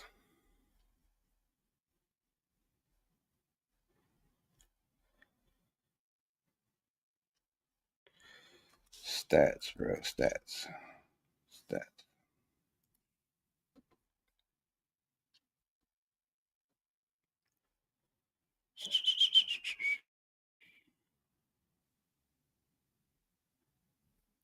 All right. So for a bust, hey, bro, I'm not a Caleb Williams fan, but as a rookie, 3,541 yards, 20 touchdowns to 6 interceptions. Now, granted, he did have a 46.7 QBR, which I don't know how that's possible. His completion ratio was horrible. That's why, because I think they made him throw 50 times a game, bro. So, yeah, I'm going to defend this kid. He is not a bust at all. Um, let's just look at a couple of his games. 21 to 29 against the Packers, not bad, bro. Only 148 yards, not great. 16 for 28 against the Seahawks, 26 for 40. He should have never been throwing 40 times as a rookie. Um, 18 for 31 against the Minnesota Vikings. So, man, Caleb Williams didn't have a bad year, bro. Not at all. That's pretty good. 20-6 as a rookie. Yeah, you're a first, overall pick. You probably expect way more than that. But as a Bears fan, I mean, shit, as a Raiders fan, I'd take those numbers over $25 million Garner fucking Minshew, who had 10 interceptions to 9 touchdowns.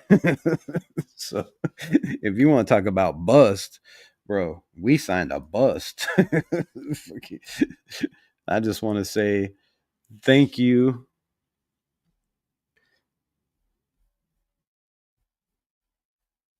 Thank you very much to Tom Telesco. All right, so Jaden Daniels, 300 or 3,568 yards. That's like 12 difference. 25 touchdowns to 9 interceptions. So he had 5 more touchdowns with 3 more interceptions with a 101 quarterback rating. I don't know how they rate quarterbacks, but looking at their numbers and their completion ratio, it makes absolutely no sense to me. Shit, I thought I pulled that up. My bad. Fuck. Yeah, let me try this again. Holy shit. All right. Yeah, this one.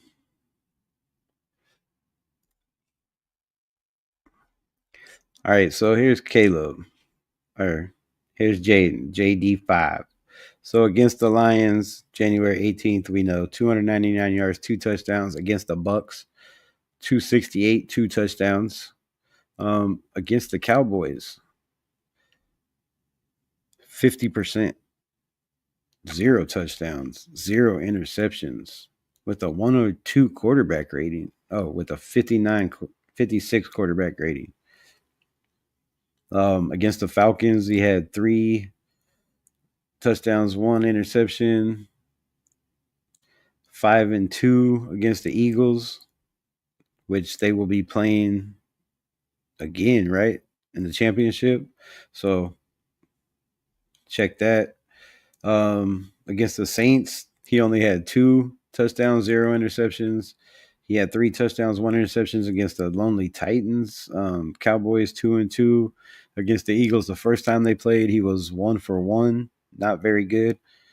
Against the Steelers, 0 for 0. Damn, he had no touchdowns, no interceptions, no touchdowns, no interceptions, no touchdowns in 4 games. Jaden Daniels. So, bro, for him to have the numbers he flipping had is, dude, that's crazy. That's crazy. All right, let me check out Caleb. So I get this shit, pull it up. All right, so his first, all right, that's the last game. Very first game, September 8th, 93 yards, 0 for 0, 48.3. The next game against the Texans, 0 touchdowns, 2 interceptions, 51 rating. Jesus. Against the Colts, he had 363 yards, 63%, 2 for 2. Against the Rams, that defense is crazy, bro. 73%, 157 yards and a touchdown. Against the Panthers, 304 yards, 2 touchdowns. Against the Jaguars, 226, 4 touchdowns, an interception. And then, yeah, he just fell apart against the Commanders, the Cardinals, the Patriots, the Packers. Those games are wild. So, I mean, come on. He's had sacked highest in the NFL right now. So, yeah, to call him a bust, bro, is crazy. I think the man is not a bust, and it's the first year in the NFL. He was a rookie. I think, like I said, he didn't live up probably to the expectations being drafted first overall. But a lot of people said Caleb Williams was not the number one quarterback in this draft. And I said it a million times that, you know, I would have drafted Jaden Daniels, but Chicago was dead set on drafting Caleb Williams. That's who their general manager wanted. And, that's who Ben Johnson is going to deal with now. That's who Ben Johnson selected. So, you know, hopefully they keep making bad decisions. No, I'm just kidding. I won't put that on you, Chris Foster. I'm not calling him a bust, but he didn't light up the league. Oh, no. I mean, no, he didn't light it up. But I think with Ben Johnson, when they have an offensive line and, shore up a couple of things, I think Roma Dunze was not used like he should have been. Come on, Roma Dunze was absolutely crazy in college. Like what he did with Michael Penix, like, dude, for them to use them the way he did, like Caleb barely even threw that man the ball, and most of the time he was running for his life. Caleb Williams ran for his life instead of running forward. He was, spent too much time trying to get away from guys to make plays, and I think that hurt him. And if he would have just had time in the pocket, or decided to pull the ball down and run instead of scrambling back and forth, trying to juke guys and make plays, till guys get open. It's not college. You can't stay back there, faking guys out. Guys are too fast in the NFL. These defensive linemen run 4.6 40s, 4.8 40s, bro. Like, you're not running away from these guys in the NFL. So I thought that hurt Caleb Williams a lot. Future MVP, I wouldn't get crazy, bro. But in Ben Johnson's system, he does definitely has that effect. I mean, he could. He was the first pick and stunk. He is a bust this year. Okay, I mean, for this year, yeah, you could say that every quarterback drafted after him had a better year. Well, I mean, except for Michael Penix, he didn't get to play much, but and JJ McCarthy was hurt. So yeah, for where he was drafted, they probably made a bad choice.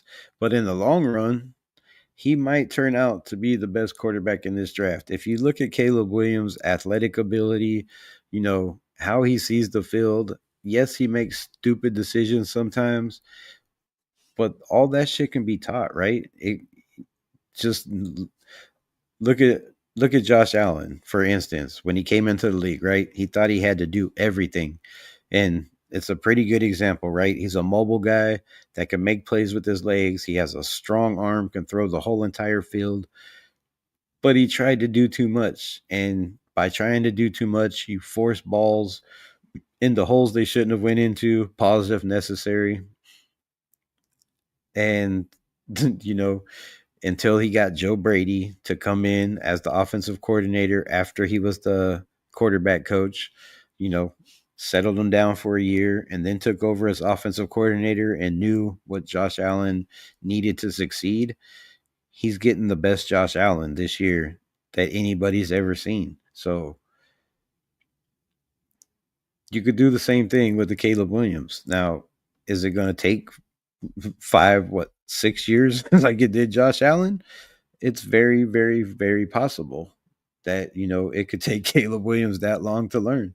And some guys it does, bro. Like, look at Sam Darnold. How long was he in? I mean, a number one pick. Look at fucking the list goes on and on. So it just depends on how much, effort they put in training, in developing in the film room, all that shit plays a big, big part. And to me, Caleb Williams just something about his character is what I don't like. I don't know if it's his cockiness. He just thinks he's better than everybody. And he had his welcome to the NFL moments this year. He learned real quick, bro. Um, avoid sacks is a must in the NFL.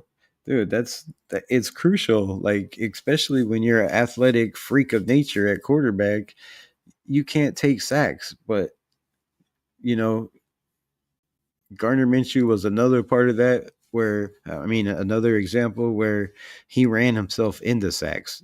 He got scared like a deer in the headlights in the pocket, and he would take off running before the pocket collapsed, and he'd, run himself into sacks.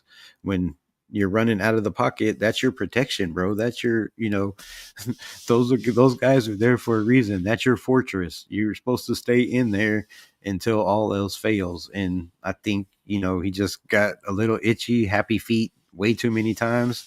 And he'd take off running and then thinking, it was college, he can just outrun everybody or, sidestep somebody, make a couple jukes and still throw the ball. But as you can see in the NFL, that shit don't happen. And that's the same problem I see with Shador Sanders is the same thing. Is he thinks he can, run away, create, and throw the ball before you get to the line of scrimmage. And bro, that shit don't work in the NFL. People key in on that shit a lot of time.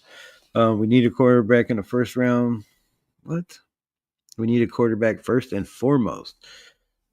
When the defense has to respect the pass game, it opens up the run, vice versa. Yeah, 100%. But you can also say the other way around. When you have a running game, it opens up the passing game because when people are keying in the box, it opens the field, right? Then you can stretch the field. You can run play action. You can run RPOs. You can run, read options. You can run there's so many different scenarios you can run if you have a running game. And we've seen with the Raiders all year long that if we just had a fucking flipping running game, excuse my language, if we just had a flipping running game, that we would have had more options. Like it would have took pressure off of Brock, off of Jacoby. We could have got Trey Tucker down the field and took the top off the defense. But without a running game, bro, you ain't taking shit off. So yes, we need a quarterback first and foremost.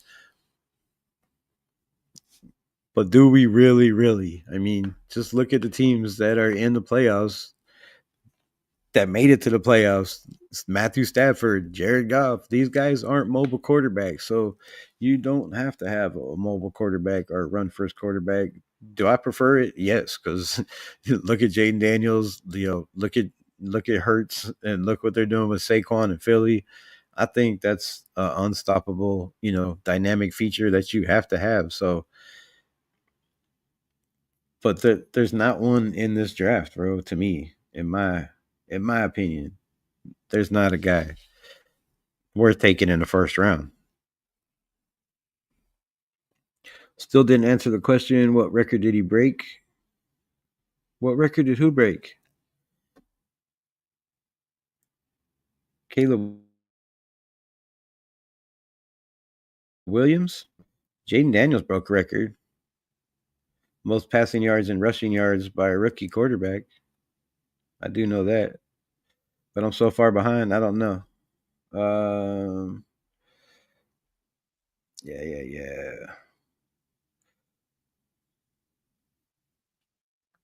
I'm lost in the fucking chat. Tell your mom give me.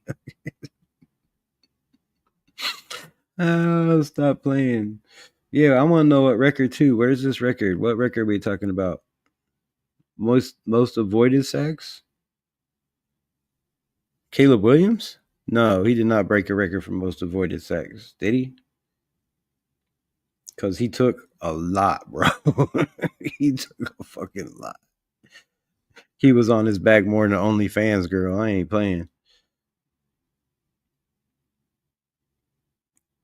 All right, man. Don't make me block you. I don't like blocking people, but can't be talking shit on my peeps.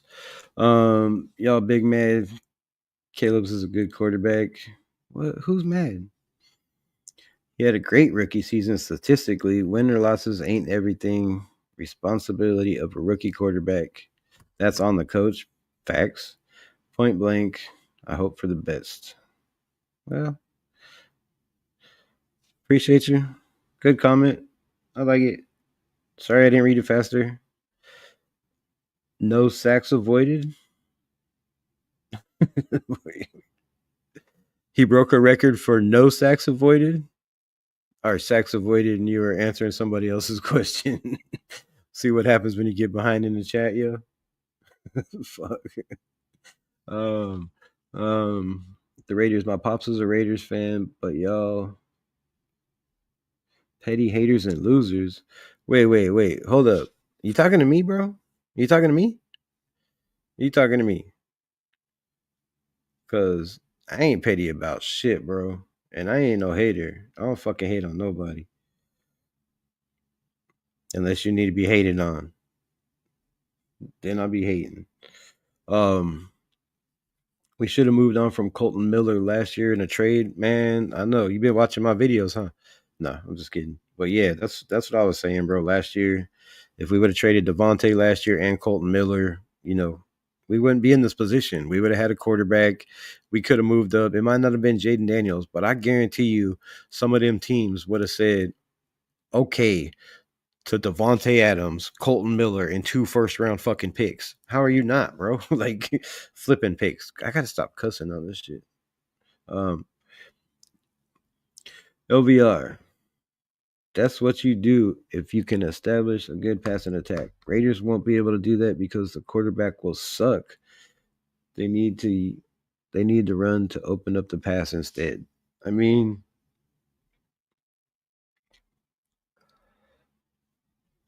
y'all are haters. I'm just kidding.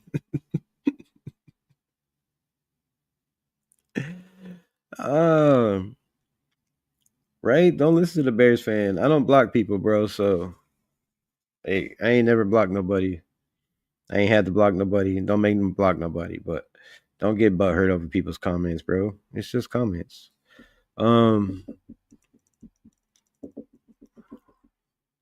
What? Okay. Nice. Ain't ruining me. I can give a fuck, right? That's what I'm talking about.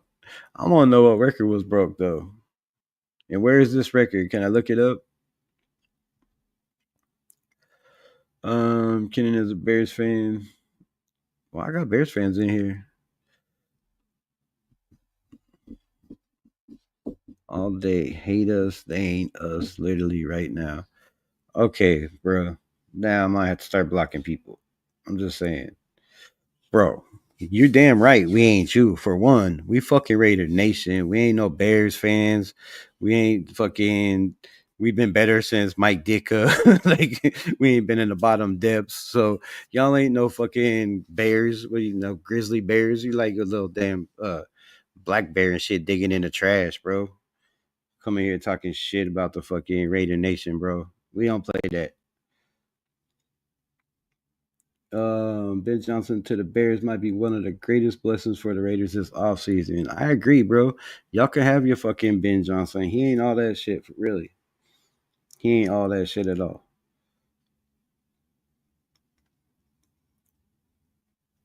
All right, we got him 5'10". What? Yeah. Okay, whatever you say, bro. You should grab two quarterbacks. Give yourselves consistency. Bro, if you have two quarterbacks, you don't have none. Didn't you listen to John Madden? Come on, my guy. There's still some good coaching prospects. Ben was a prize.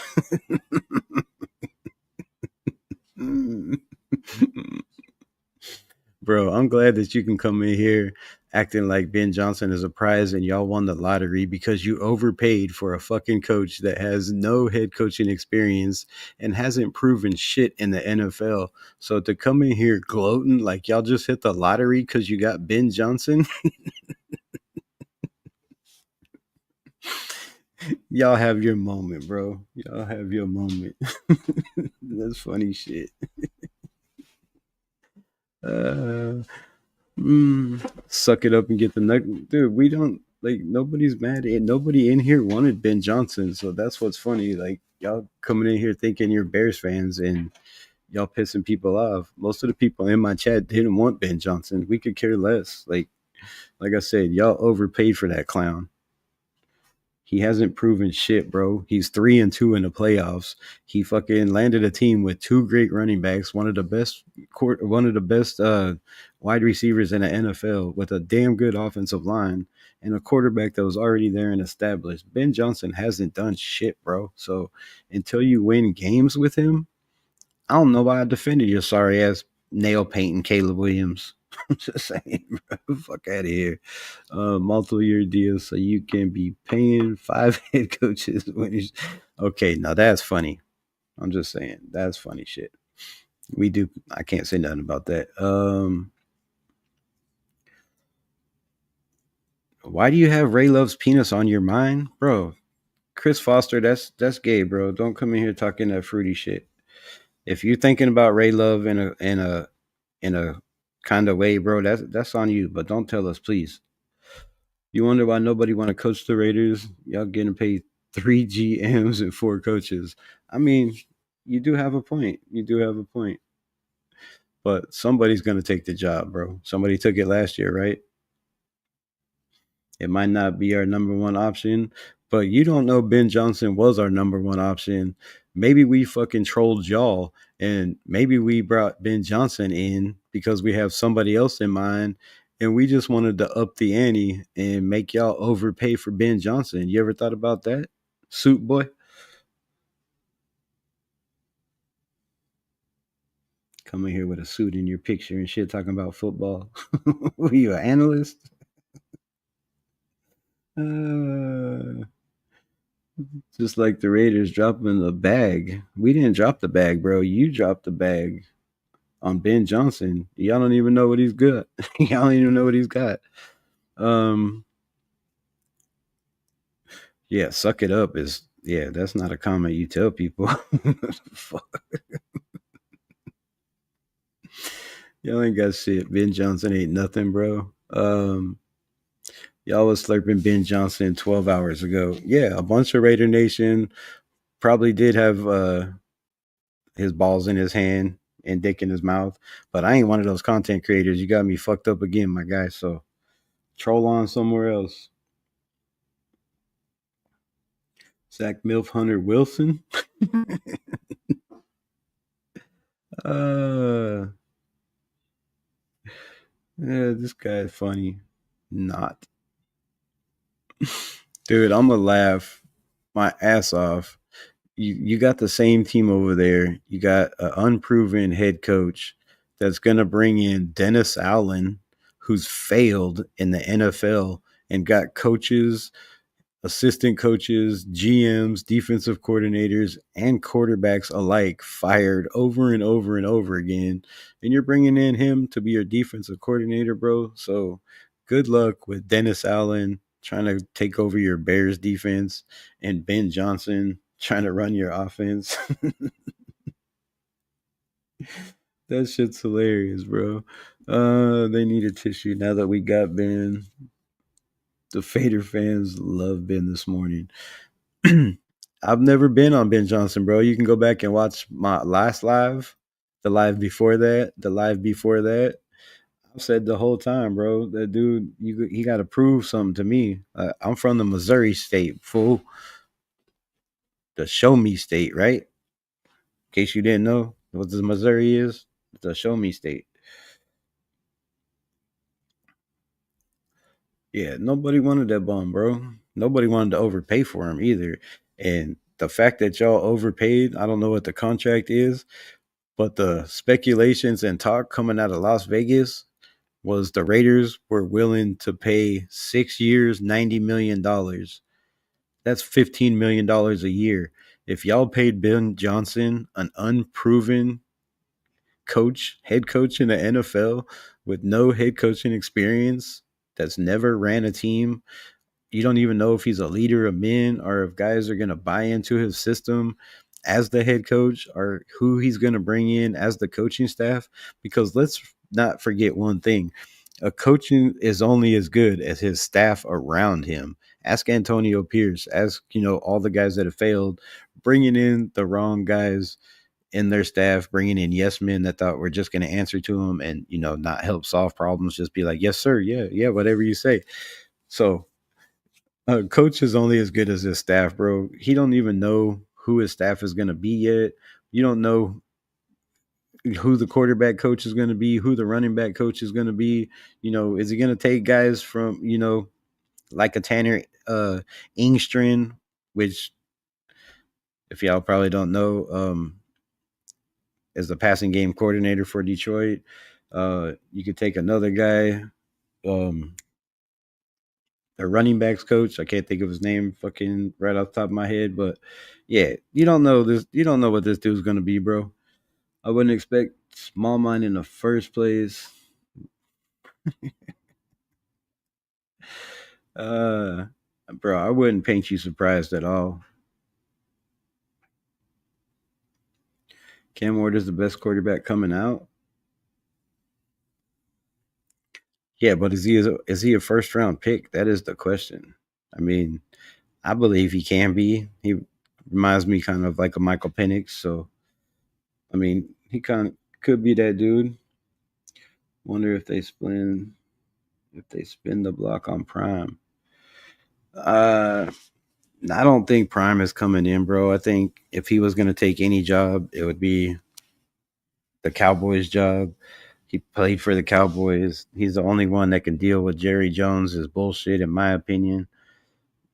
And I just don't see him leaving those kids in Colorado. He can make more money in Colorado with his endorsements and his deals than he could ever make in the NFL. You know, and you're teaching kids life lessons. That's invaluable in my opinion. Says the one who told himself nobody wanted to suck it up till they said something.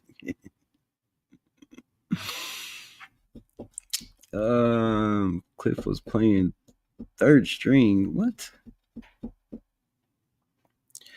Y'all are crazy. How is he an OC putting it up? Another OC scheme against the defense. Y'all are brains. Come on, man.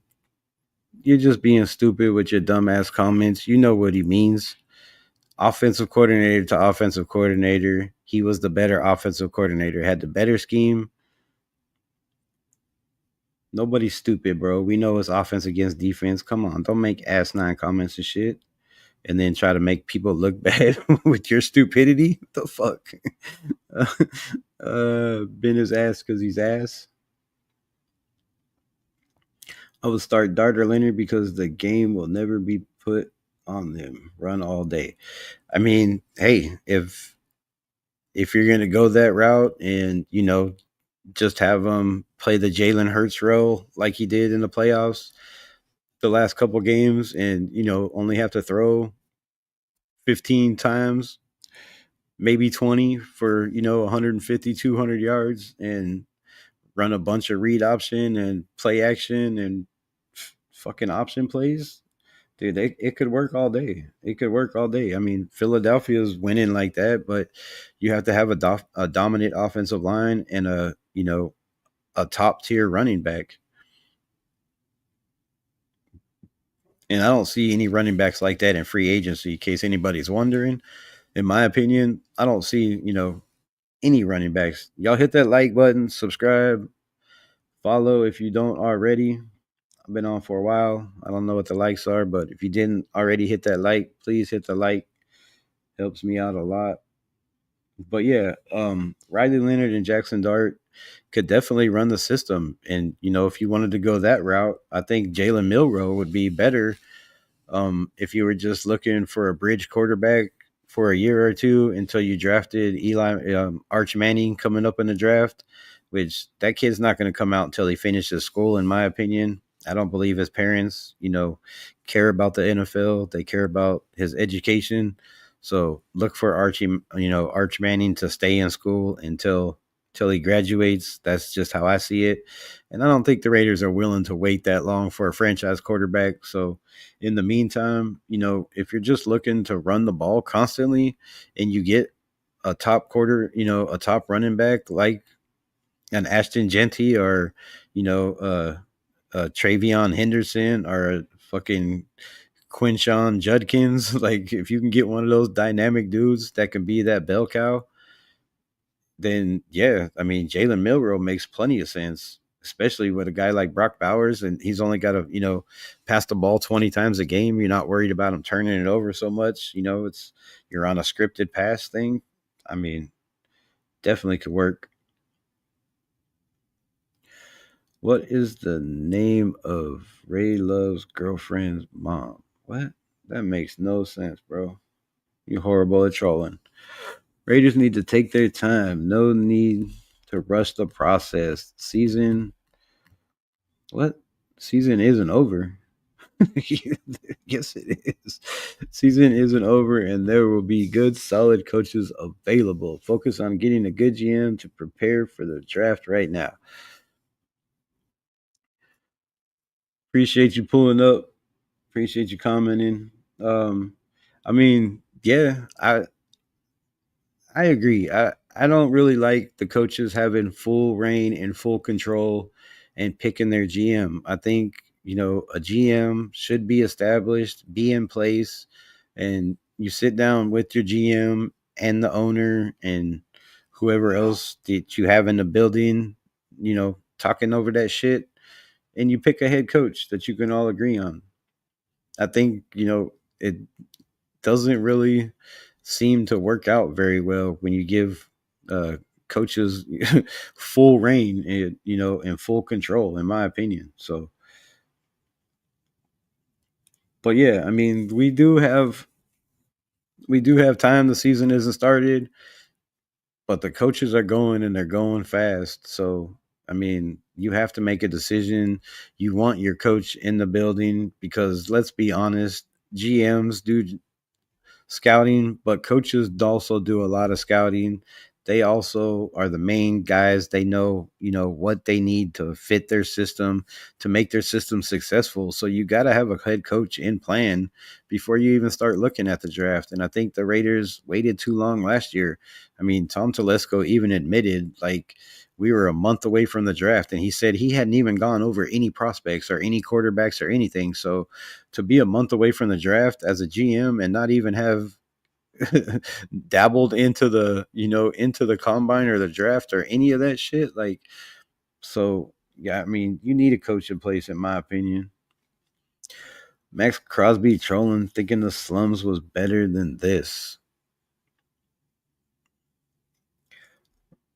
I mean, Max is gonna be Max, bro. To be honest, I'm kind of fed up with the Max Crosby diva shit. I mean, yeah, I'm gonna say it, and people are probably gonna hate it, but bro, it's starting to be the same fucking thing as Devonte Adams. You're starting, with that. Oh, I love the fans, and the fans have always been great, and we'll see how it goes, and I can't wait till it talks. And bro, it's just tiny little any window bullshit, just come out and say, bro, you're tired of Raider Nation. You don't want to fucking be here and trade me. Like, it's the same thing. And everybody's like, oh, no, Devontae's not going nowhere. He wants to be a Raider. Bro, I'm tired of this beating around the bush shit. If players aren't happy, just fucking man up and say, bro, trade me. I don't want to be here. I'm done. I tried to make it work. Like, it's not working. I want to move on. But to fucking have a podcast and take shots at the organization and take shots, just bullshit to me, bro. Just fucking bullshit.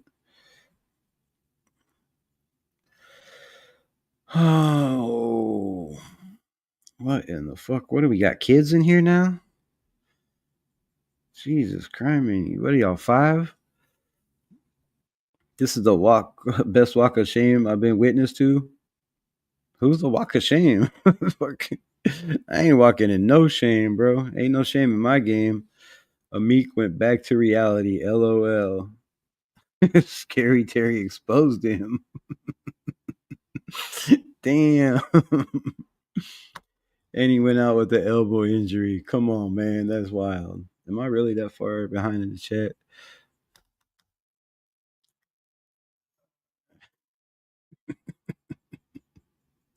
You panded his grandma? Damn. Is she a gilf? That's wild, bro. So he could be your grandpa. You hear that? He said he got grandpa and shit.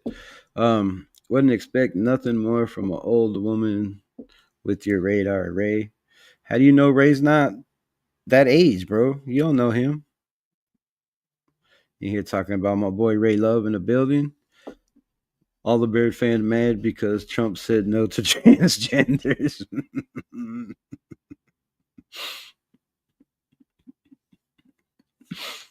Oh, fuck me. That's funny shit.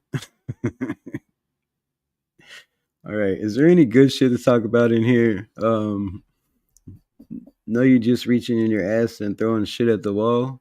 Who you talking to, bro? Are you talking shit to me or the chat? Let me know.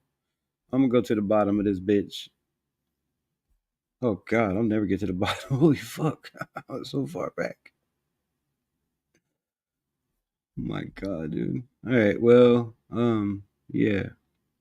Holy shit. Oh, maybe I hit the wrong button. Y'all are crazy, bro. Trey Taylor fragile. Like Aiden's knee. Why? Because he got hurt right off the bat? Come on, man. That kid ain't fragile. Raiders Cam Ward paired with Cohen or Kingsbury would be dope. I think Cam Ward would be good with the right coordinator. I definitely think he would. I mean, the kid put up crazy numbers, but you're gonna, have to deal with the guy that is gonna take shots. That's gonna, like I said, force throws in there that probably shouldn't be thrown in there, and take chances. If you can deal with that, which come on, I know Raider Nation can deal with that. Dude, we've had fucking Gardner Minshew and Jimmy Garoppolo and Brian Hoyer the last couple of years. I think we can deal with a rookie throwing interceptions. At least I can at this point. Ray Love, you ain't been standing to get Cody. Man, you got weak knees. What the fuck you talking about? Trash, bro.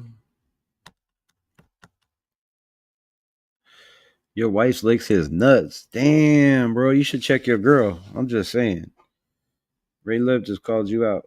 He said your girl licking his nuts and he wants to know how his balls taste. he just That's what he said. I'm just reading. I'm just reading. Are we bringing back Trayvon? I sure hope so, man. I think the kid balled out. He's a Raider. He was drafted a Raider. Keep guys in house. Um, that's my opinion. But it all depends. If they bring in a guy like a Pete Carroll, he might be a little bit. too soft in that backfield, a little bit too timid, in my opinion. Like he doesn't lay the lumber. Pause if necessary. Pause if necessary again. Um, I think Pete Carroll likes those dudes that ain't afraid to come up and smack the shit out of somebody. So, I mean, I'd like to see him back, but again, it just all comes down to the coaches and shit. Ray Love just got ass raped in here. Damn. I don't think he did. I thought I thought what he was saying to y'all was way funnier. I don't know what you're talking about. I don't know why y'all trying to gang rape Ray Love's ass. That's freaky, bro. Y'all in the wrong chat. In the wrong chat. Cam Ward probably gonna be one of them ones. If he is, I hope it's with us. I don't. I hope he don't go somewhere else and be one of them ones. But you know, there's been crazy talk about the Giants. Only draft a certain color quarterback. We'll see if that's true this year. I mean, if you look at their history, people do have a point, but I don't know. I think people have questions on Shador. I think there's a lot of questions on whether he's worth a first round pick, and I think they have the same shit on Cam Ward, but there was also the same questions about Jaden Daniels last year. People tried to pick Jaden Daniels apart and say, you know, um, under pressure in the pocket, he was horrible. Look at his numbers this year. So, he I don't know. I don't know what he held the ball too long. Same thing that they say about these guys. You know, guys are gonna look for shit to nitpick and to be a critic because most commentators and most reporters are critics. Let's face it. They want to try to find the bad and not the good, unless it's the flavor of the month and the talk of the town. Then they want to jump on the hype bandwagon. But people are always looking to talk shit on people. Jameson Riley is no. You have to rape to have sex, bro. That's wrong. You should probably seek help for that shit. Just found this channel. Hope it's better than the other channels who keep telling us a bunch of lies. Hey, I hope it is too. Shout out, like, subscribe, follow. Appreciate it if you like what you see. If you don't, well then move on. I apologize. We are gonna end up with Pee Wee Herman coaching our team if we don't watch the hell out. Please no to Pee Wee Herman. Please no to the $92 million coach that we just let go. Um, nah, bro. There's no clickbait shit on here. You can say what you want about the title, but we talked about that. If I have to reiterate, I will. But yeah, I don't have any sources. I might make some predictions or some shit that I think might happen. But no, I'm not gonna tell you that it came from no source or that it's etched in granite or no shit like that. But appreciate you popping in, my guy, for sure. Were you Bears playing? Shut the fuck up. Preble said, as long as you keep respectable, no problem, right? I need mods, bro. Here, where's somebody? Can I make you a mod so you can fucking kick these dudes out? You guys haven't shut up for 30 minutes. Hey, as long as it keeps this channel rolling. No, no, for real though. Y'all got to quit talking shit. Quit being fucking disrespectful, or I will block you. Cause we just in here talking football, trying to have fun, and y'all got your point out, but talking shit about people's moms and dicks in people's ass just ain't kosher, ain't happening here. And I will fucking block you. So be respectful or get the fuck out of my chat. Please. Respectfully. So Oakland is looking like Shadora, Cam Ward. I don't know if we're in Oakland anymore. I think we're quarterbacks at this point, and I don't think we're moving up. Like, I mean, I said earlier, I think one of them might slip. There's just depending on how the draft goes. I mean,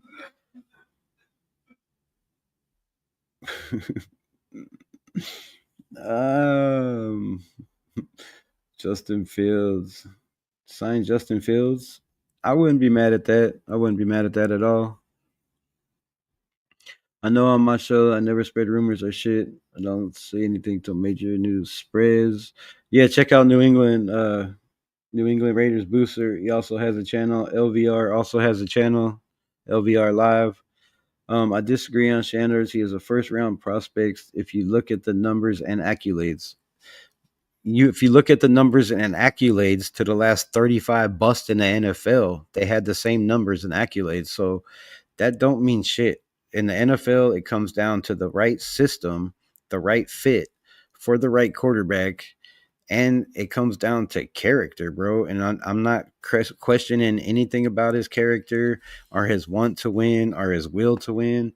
I'm just saying, usually when you're drafted in the top rounds like that, you're drafted to a shit team, and that shit team is trying to rebuild, and you're thrown into a fire with no offensive line, probably a shit running game, and I just don't think Shador has it.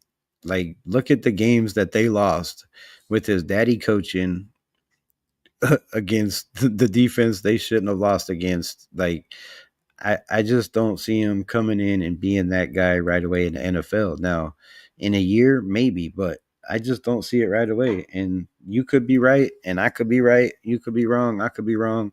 I'm not saying I'm right. I'm just saying my opinion, and I respectfully respect your opinion.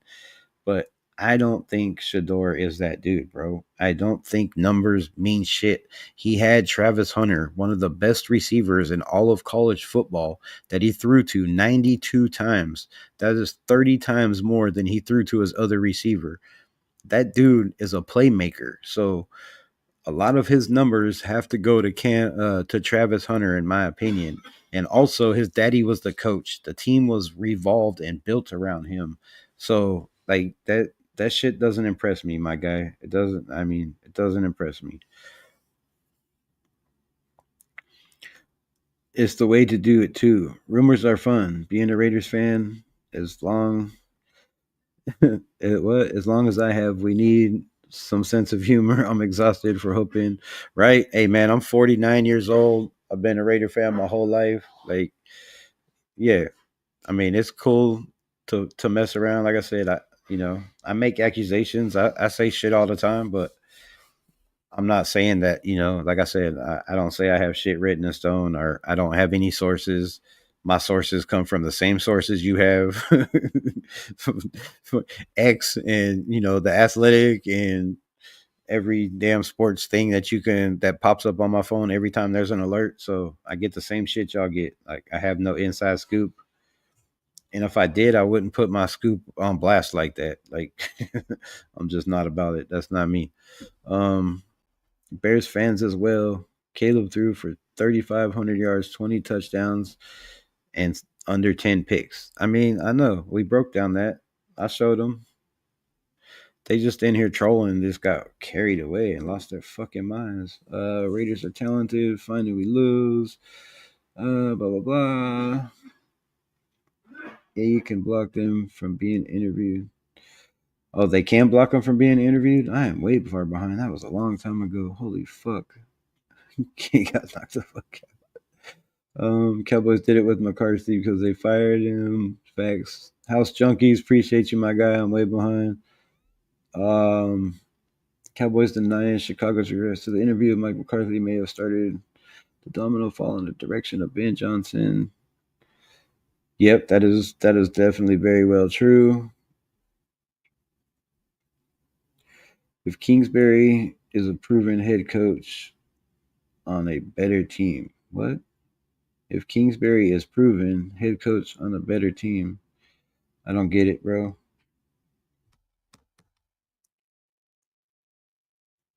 Mad Lions have 0 rings.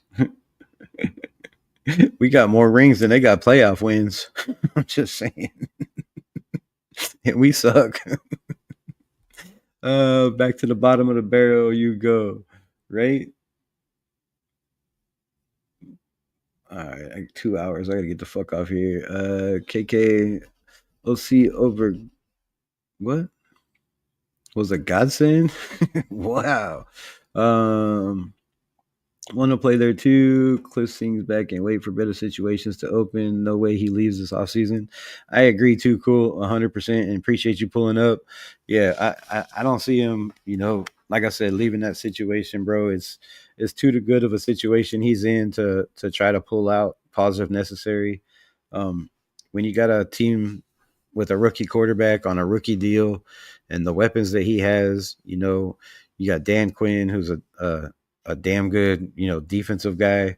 Yeah, the sky's the limit for that dude. And, you got the draft coming up again where you're just going to get better.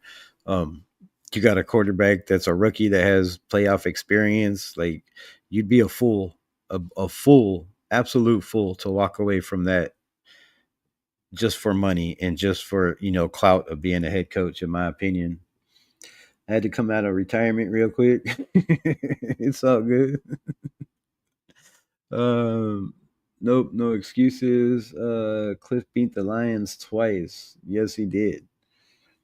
Our guys was drafted in the fourth, not the first overall. Who? Aiden O'Connell? Yeah, but he plays like he was drafted in the first sometimes. Johnson was selected with the Bears. He turned down Washington last season. That's not the way I heard it. I heard it that Adam Peters turned the plane around mid-flight because Ben Johnson wanted Sam Howell over Jaden Daniels. And if that's the case for you Bears fans, I'm just saying, like,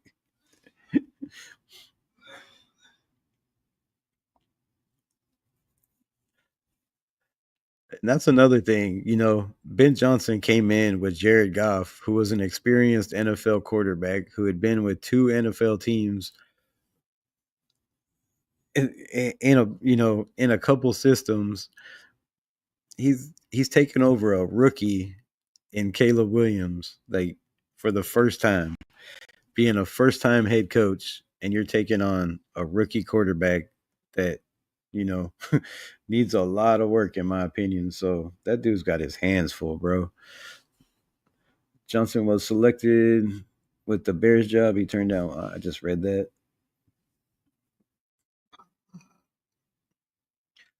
He broke your rookie record for 3,500 yards. I'm that far behind in the chat. Holy shit, bro! I am victorious. Good for you. No, appreciate you pulling up. Salute to you.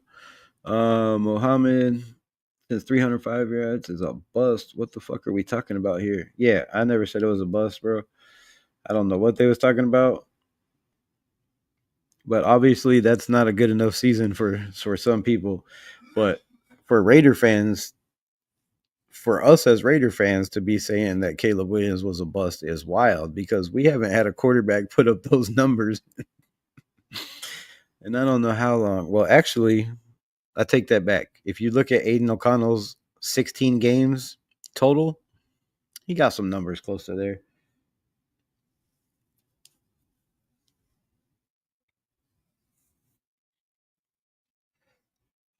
Since we didn't make the wait. You're a smart man. Caleb Williams would be the best quarterback in the class doing his time.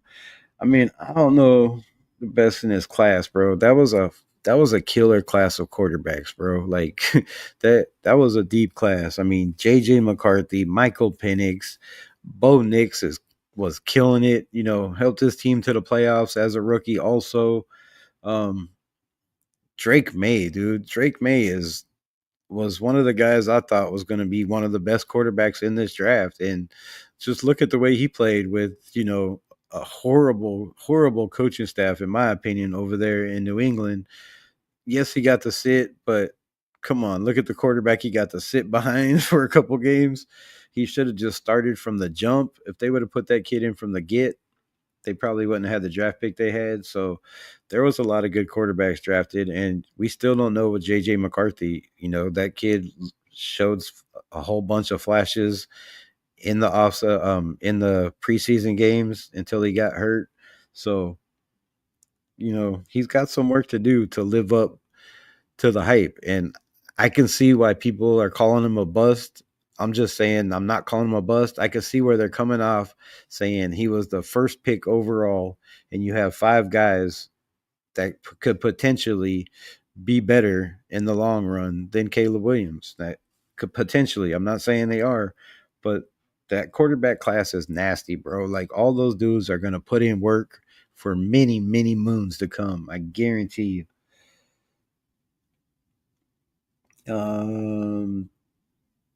He back from Zona would be a great draft pick for Vegas.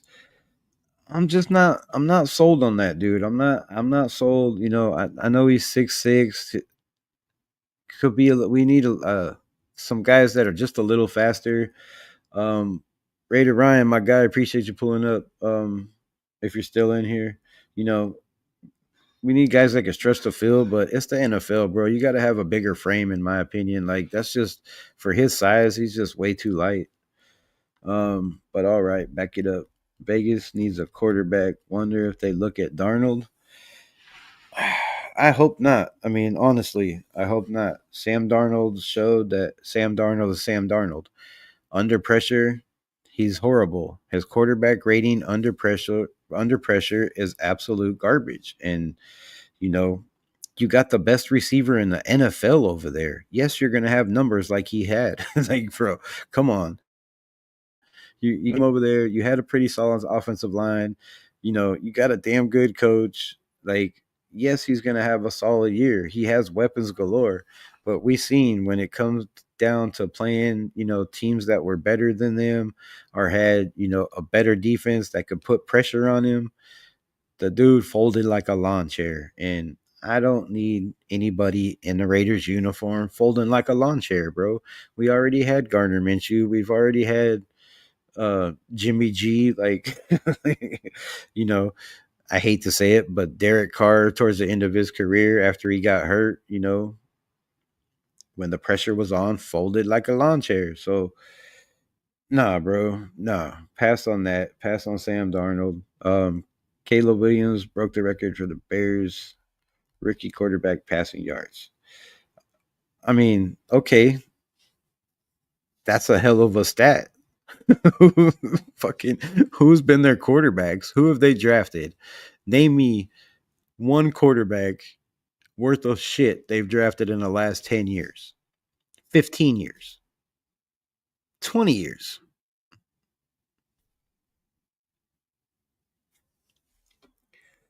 And I'll have to go down to the bottom of the chat. I don't know why I'm asking questions I can't get to read, but for real though, I mean, yeah, he broke the record. When was the last time the Bears picked number one overall? So I would hope and pray as a GM and whoever else was involved in that pick of picking number one that he would at least break the rookie record being picked number one overall. So that's not something I would brag about. Like that's not no accolade. I would be like fucking he's the man. Like, you know, that's come on, bro. That's crazy shit. When was the last time the Raiders won a Super Bowl? It was 1980, what, 3, 4? Fuck, I don't know, man. I'm old, dude. I was 8. That was the last time. What's that got to do with anything? We have 3. How many Super Bowls do the Bears have? How many Super Bowls do the Lions have? Who else is in here with the team talking shit? Not named the Kansas City Chiefs or the Dallas Cowboys or the 49ers. Like, shit. We got Super Bowl, so don't go there. We got chips, baby. And if y'all sign him today, the vibe would be different. If we signed who? What are you talking about? I'm behind. I'm never going to read all these. I'm going to have to go before I do. All the podcasts, Raider wannabes, fake dance. What? Doing Raider shots for subs and attention. All of a sudden, back checking and flip flopping, taking on both sides of their mouth. Who are you talking about? Me? Bro, I'll take that offensive. But I hope you're not talking about me because I don't flip flop like the weather. And I don't talk out of both sides of my mouth. I usually talk out just the front. But yeah, some of them do. Some of them do. And then they be backtracking. I get it. I get it. I get it. A lot of them have sources or, this is the way it's going to be. I know for a fact and take that shit to the bank. And then when it falls out, they're like, oh, well, this happened, that happened. I never said that. I was referring to this. Yeah. That's how it goes, man. That's how they do. Wait, who is y'all's quarterback? Our quarterback is Aiden O'Connell. Fucking. And before you laugh, like I just did, I ain't I ain't fucked up about Aiden O'Connell being our quarterback. To be honest, like if you put weapons around him and if you give the man a running game, I would gladly take Aiden O'Connell going into the season. I would. I would. Our defense is solid. If we have, a damn good defensive coordinator come in and turn this defense around and get them to play like they should, I mean, we have weapons galore on defense. Our defense should have been top 10 last year. It wasn't. I think we were somewhere in 15, which really ain't bad, for the injuries we had. So, I mean, I, I we don't have a quarterback right now. We don't. We have Aiden O'Connell. We will see in free agency. We will see in the draft. I don't know what the plans are. I don't know who the coach is.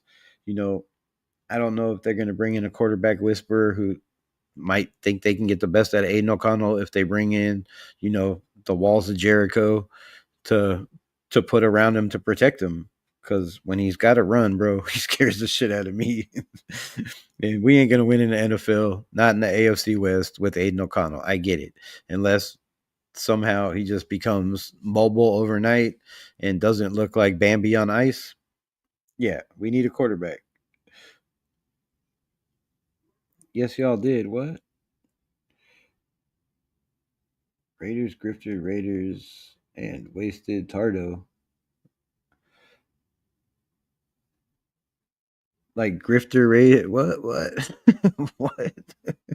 Oh, I get you. Graphic grader and wasted talent. My bad. Just put in their names, bro. I mean, if you're gonna talk shit on them, just put their names in there because that's not right. Like disturbed radical. BJ got cooked by Queensberry. He did, bro. He did. And, Brady made light of it. And maybe that has something to do with the fact why he went to Chicago. Brady did pick out and say, why are you calling these dumbass plays?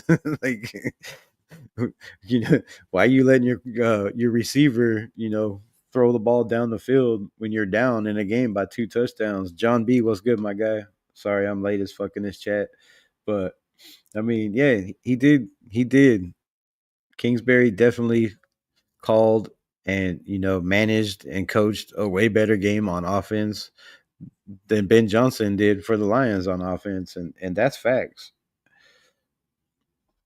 Hope these comments pay you well. Bro, I'm not even monetized, so I don't get paid for shit, but I appreciate the comments though. Um Who's all in here? The typical Raider, fake fans up in there, gay love. Why you talking? Everybody gonna come blast on Ray Love tonight. No, it's not typical Raider fans today. It's a bunch of Chicago fans gloating about Ben Johnson, which I don't get. I want Pete Love since USC days. Oh, that's crazy, bro. Grifter Raider and wasted time flip flopping like always for sure. Grifter Raider and wasted Tardo. That's fucked up. What were they flip flopping on? I don't even know. I don't watch. I don't pay attention. Which is funny as fuck because I know people that are gonna see my name in their chat with a green fucking shit. I put that on my children and my grandchildren. I did not pay for that fucking membership.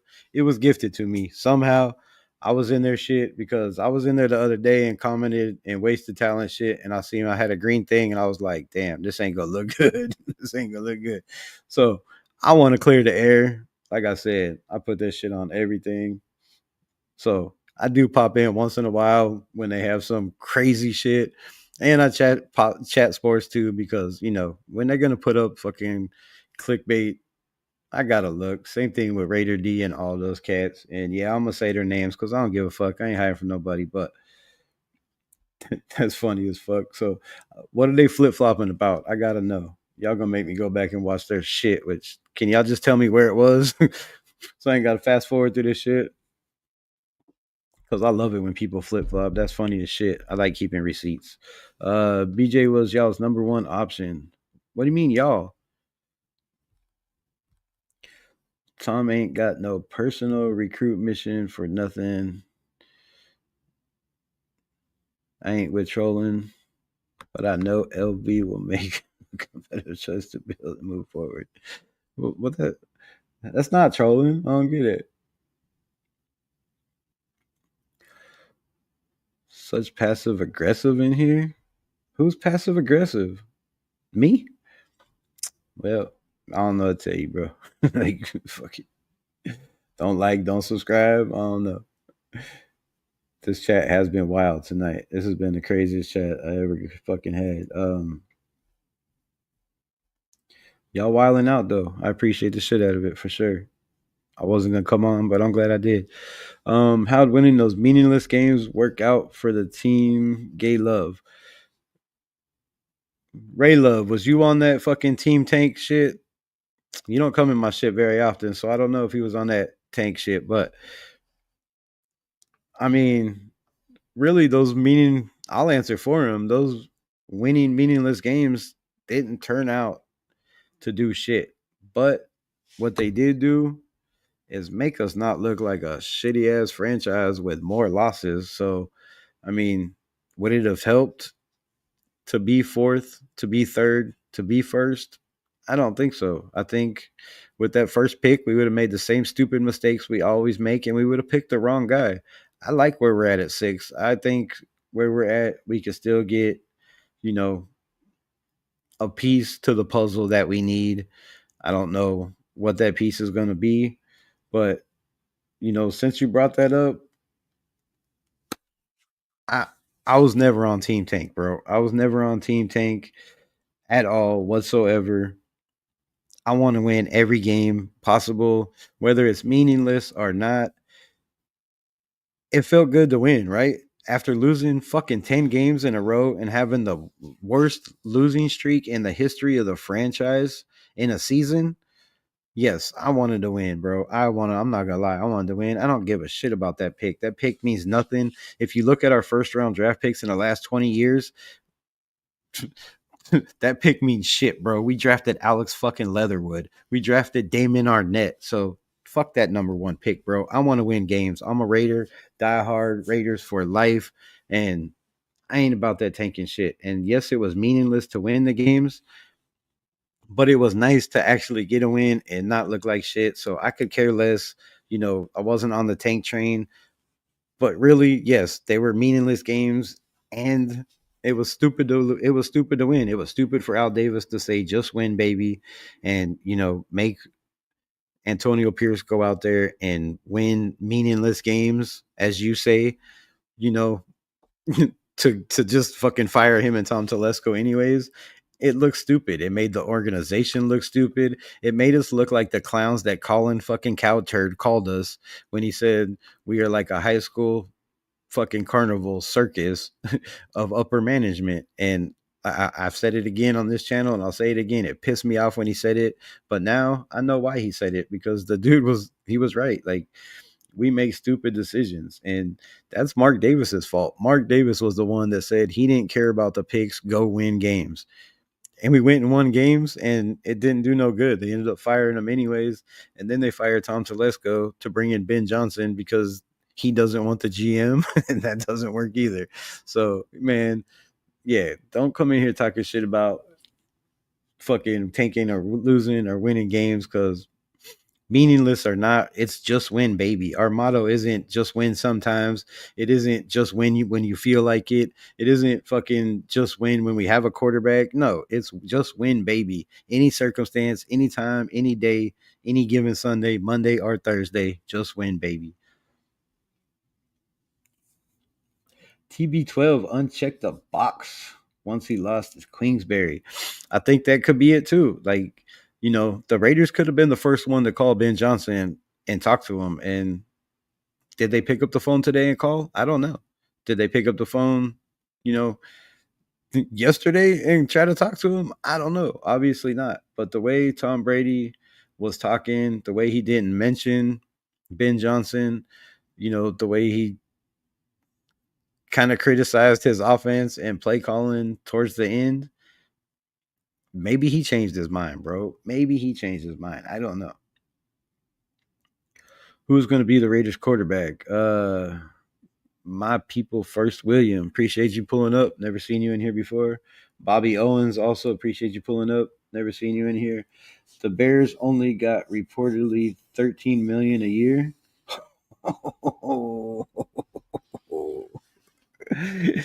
For how many years though? Is it a 10-year deal? Is it a 6-year deal? That makes a difference.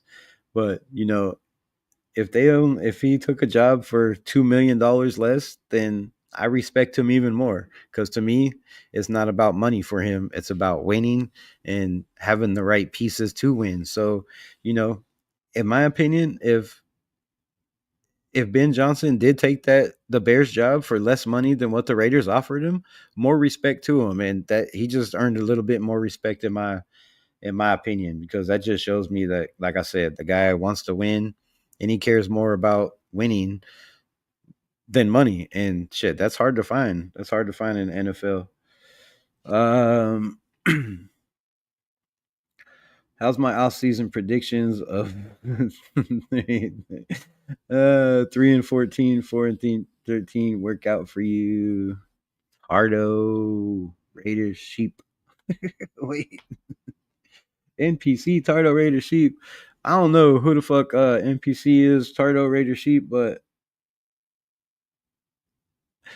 I picked us to be 13-4. I'm not gonna lie. I'm not gonna lie. I'm not a bitch. I don't backtrack. I stand on my shit. But I said if we were healthy and if they started Aiden O'Connell. So I have an asterisk next to my shit. Whether you want to say it or not, I believe I do. Because it didn't go my way. Every offseason, all you losers and doofuses out here pounding the chest and yelling at Super Bowl bound like some retards. I mean, again, I don't know who the fuck you're talking to, but I don't know. I never said Super Bowl, but I was pounding my chest. Like I said we were gonna be 13-4 with Antonio Pierce if they went with Aiden O'Connell and kept Devontae Adams because they had a chemistry. But I mean, I don't know. I don't know who you're talking to, so I ain't gonna start talking shit. But if you are, let me know. Raiders have three wings, three rings. The Care Bears only have one ring. Yes, with a dominant Super Bowl shuffle team. Yeah, I know. Jim McMahon, Walter Payton, the great. The Care Bears talking smack. Go back to the cave where you came from. Right. That's what I'm talking about. Like Bears ain't never had shit, bro. Ben Johnson. Were y'all praying on your knees for the casual sex Virginia candles lit again? Yeah. Well, you have to go back and watch my lives, bro, because I wasn't on that BJ train. I mean, everybody likes a fucking blowjob, but I wasn't on that BJ train. Najee Harris is an unrestricted free agent, can definitely be a true running back, number one. I think, yeah. I mean, the dude didn't fumble all year long. He's definitely a workhorse. I mean, he's had 1,000 yards every season he's been in the NFL, I do believe, which is hard to do. But he's also been in Mike Tomlin's system. I don't know how he'd be in somebody else's system. He might be better. He might be less effective. I don't know. Raiders Allegiance, what's good? Appreciate you, my guy, for pulling up. Grow up and use your brain. Mark shops at Dollar General for personnel, the coaches, and for players get used to it. Those days are over, bro. Those days are over. We have money in the building. Why do you think he sold part of the team to billionaires? They're gonna get their money back. They're gonna sign coaches, good coaches. I hope.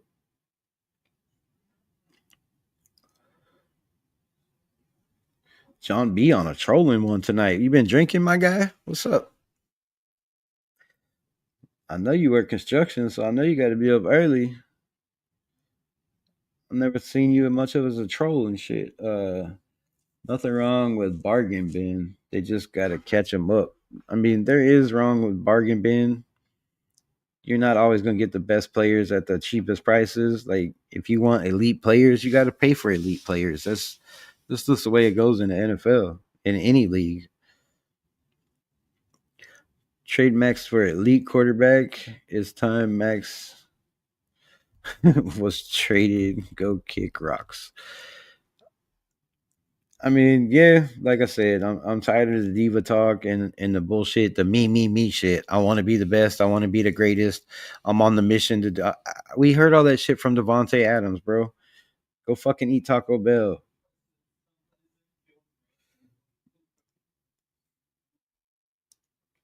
Um, I'm positive gay love has two liberating progressive moms. What the fuck? What is up with the trolls tonight, bro? Why is the nation setting themselves for a heartbreak in the draft? Um, be upbeat. We get the best player. Shop for the number one coach since including Gruden, and the NFL bent us over and created it. Preach, my guy. That's facts. Um, I like JD since Zona JT Helm Edwards couldn't bring back the Bugatti into the garage. What? Bro went back to LSU and flourished. I mean, yeah, he did kind of drop the ball with JD5 in Arizona, but dude, let's be honest. There's something in the water in LSU. I mean, Joe Burrow, the fucking Jamar Chase, dude, like, come on. These, I don't know, the receivers, the linemen, the running backs, like, dude, the people, the prospects that come out of LSU are crazy. So if you want to be good and you want to make it to the NFL, go to LSU. Damn. They always seem to have good coaches. They always seem to do damn good with the talent they got because they always seem to get damn good talent. I've been on here 2.5 hours. I gotta get the fuck off. Um, I got that. Fields is oh, I was gonna say Fields is not accurate, bro. Fields is accurate. He wouldn't be starting. He did pretty decent. I mean, he did pretty decent, but yeah, you would think as long as he's been in the NFL, somebody would have polished his game. He's just a run first quarterback, and you can't win in the NFL with a run first quarterback, man. You got to have guys that can throw the balls through the numbers on the hashes. Like they got to have strong arms. You got to have accuracy. Like I'd rather have Aiden O'Connell than Justin Fields any day of the week. I don't care about mobility.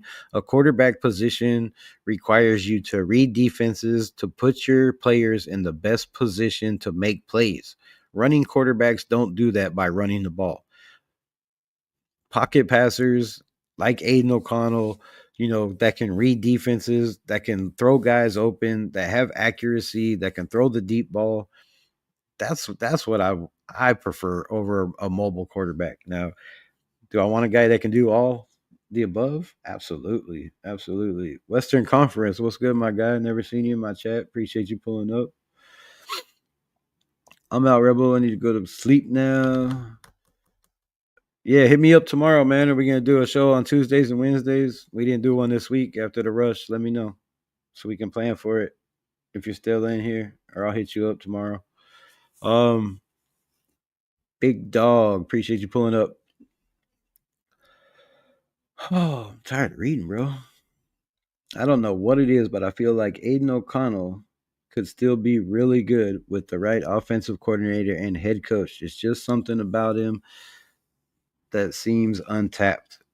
Shout out Big Dog. Look, if you follow this channel and if you haven't, like, subscribe, you know, tickle that notification button to turn on, notifications so you get notified when I go live or drop shit. But yeah, dude, I've been a big fan of Aiden O'Connell since his rookie year. Since his rookie year in the preseason, when they beat the Rams, when they beat the 49ers in preseason, and the kid had a game where, like, he didn't have but I think two incomplete passes, and it was because the receivers dropped balls. And I was like, bro, this kid has something.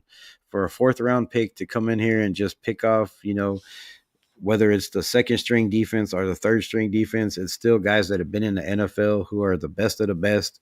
And the kid had a heyday. And then, he sat on the bench, come in, thrown into the fire, sacked on his very first play ever in the NFL by Khalil Mack, one of the best to do it. And then he gets up the very next play, stands in the pocket, takes a hit, and drops a dime after he changes the play call and hits Jacoby Myers for 25 yards up the field on his fucking second pass in the NFL. And I was like, bro, this kid has something. He has potential. So, yeah, I totally agree with you. Aiden O'Connell in the right system with the offensive line. And my motto on this channel is if you give the kid time, he's going to drop dimes. And I call Aiden O'Connell the cerebral assassin because he's quiet. The dude is smart. He can read defenses. He's good at pre-snap. He's good at, if they would give him the ability to change plays, I think he'd be even better because he's very good at reading defenses. And again, like I said, he can throw guys open. He can lead receivers. I think Aiden O'Connell has potential. I think he could be definitely, a Jared Goff type guy to stand in the pocket, to just pick guys apart. But you got to give him an offensive line, and you got to give him an offensive coordinator for more than, a half a season. The dude's had 4 offensive coordinators in 17 or 16 games and 2 head coaches. So I think there's a lot of potential in Aiden O'Connell. And, with the right coach and the right offensive coordinator, the right quarterback coach like a Josh McCown out of Minnesota. Just look what that kid, that man has done, with Sam Darnold, what he did with JJ McCarthy. I think Josh McCown could definitely be an offensive coordinator in this league. He was a quarterback for the Raiders. He was a quarterback a long time in the NFL. He knows offenses, and I could just ramble all day, bro, about shit. But yeah, I think Aiden O'Connell definitely has untapped potential. Like, I know his ceiling is not very high because he's 26 years old.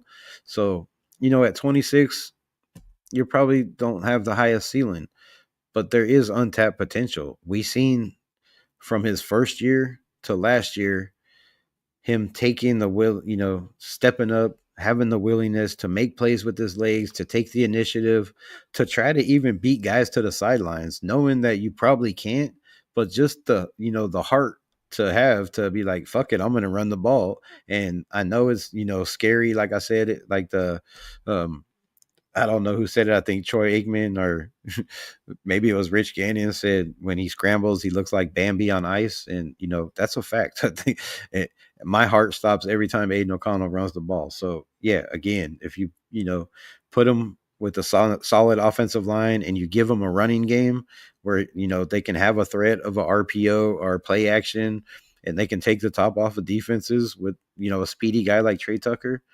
I think Aiden O'Connell could definitely be that guy, bro. Could definitely be that guy. Crosby leaving. Um, he possibly could, bro. It sounds like he wants out to me. Lions had 50 yards of offense. Kingsbury didn't do jack against Ben Johnson. No, he didn't. But his offense looked way better. They scored way more points against Detroit's defense than Detroit's offense did against the Commanders' defense. So, yeah, shout out to Cliff Kingsbury. He called a hell of a game, and he's got head coaching experience. He's been in these spots before. So say what you want about the man. I thought he played. He called a hell of a game. Called a hell of a game. Not. I don't think he's ever been in the playoffs, has he? Or 1 year? Did they make it 1 year to the playoffs with the Cardinals? Let me know in the chat. With the Bears getting Ben Johnson, do you believe the Bears are a playoff team? And if possible, Washington C of the year. Rumors are Crosby to the Bears.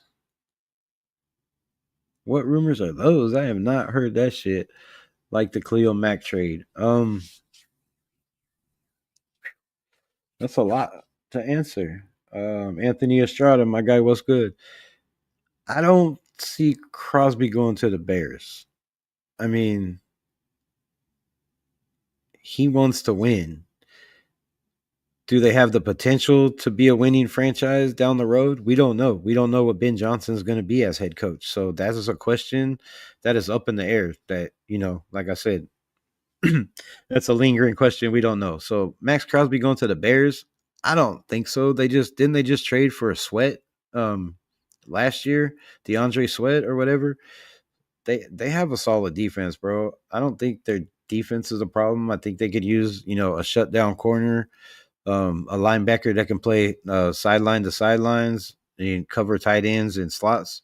But I don't think Max Crosby to Chicago. Nah. Like the Cleo Mack trade, yeah, trade away our best players if that's what you're meaning.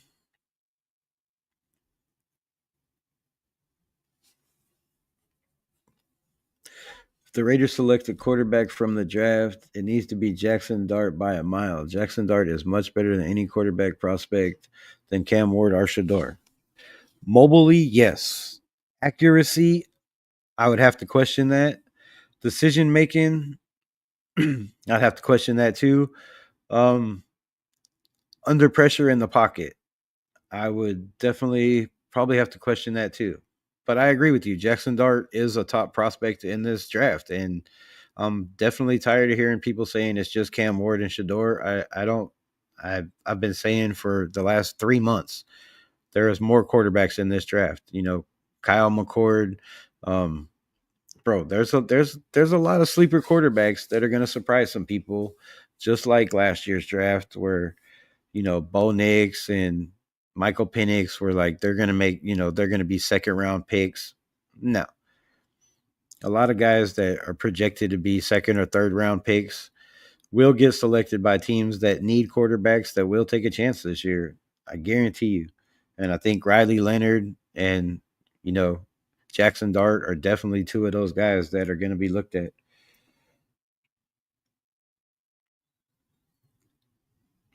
Really late tonight. Salute Raider, my dude, Rebel, and the nation in the chat. What's good, Estrada? Been a while. Appreciate you pulling up, my guy. Ain't seen you in a minute, at least in here. Um, Shaitan, I wouldn't be mad if you went to Chicago because if we get a trade, really wants what? Really want something back. The rumors have been mentioned. Max going to the Bears for like 2 years. Where did the Bears pick though? Where are they picking this draft? Because damn, if they're just missing a piece like Max Crosby that could, revamp that defense and be a leader in the locker room and get those guys to play to their ability, which I think Max can be that guy. You know, the Bears have a pretty solid offense. They might be willing to get rid of that first round pick this year and a first round pick next year. But I don't see Ben Johnson coming in and taking over a new team as a head coach, getting rid of his first round pick this year or his first round pick next year. So, I mean, that all sounds good, but Ben Johnson and the Bears would be stupid as to bring in a new coach and give away, give away your first round pick right away. Like he's going to need that pick definitely to bring in the guys that he wants to fit his scheme, in my opinion. But I mean, if you could bring in a Max Crosby, bro, you might change your mind. AP is out the decision. At coach will be an upgrade no matter what. Maybe Bears limp into the wild card, but not much lost in not signing him, in my opinion. I don't I don't see the Bears going from last in their division to the playoffs. I mean, look at their division, bro. You got Green Bay, you got Detroit and Minnesota, right? Am I off? Did I miss teams? I don't think that's right. But if that is right, I mean, come on, bro. They're not. Caleb Williams is a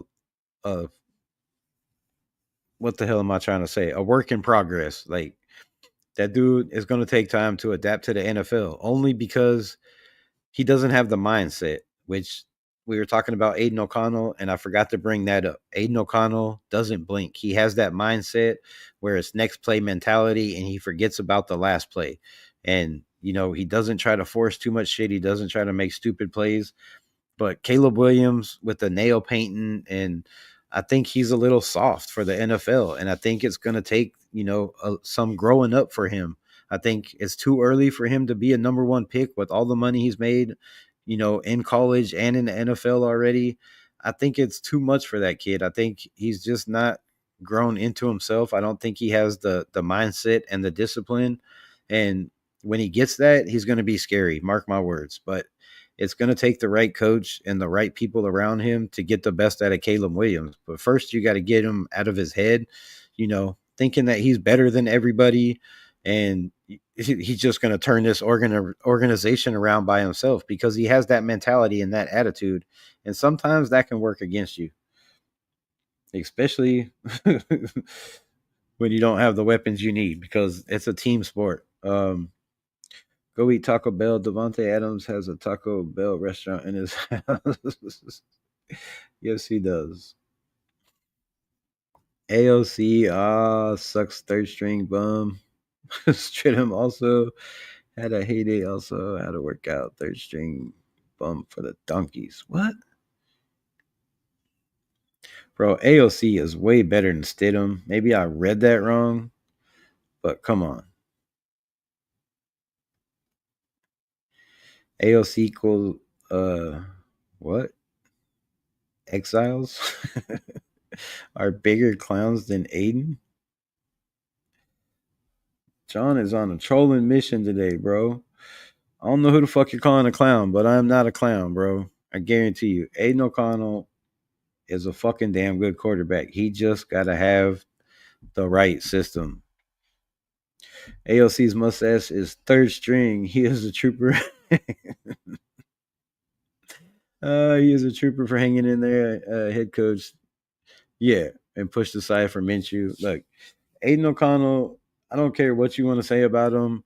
No, he's not a mobile quarterback, but there's not a fucking quarterback in the NFL, in the history of the NFL, that has went through what Aiden O'Connell has went through and having two shit coaches. And yes, I'll say shit coaches for AP because he wasn't experienced and he didn't do good and he had 10-game losing streak. So two shit coaches, four offensive coordinators, four quarterback coaches, and the kids still played lights out.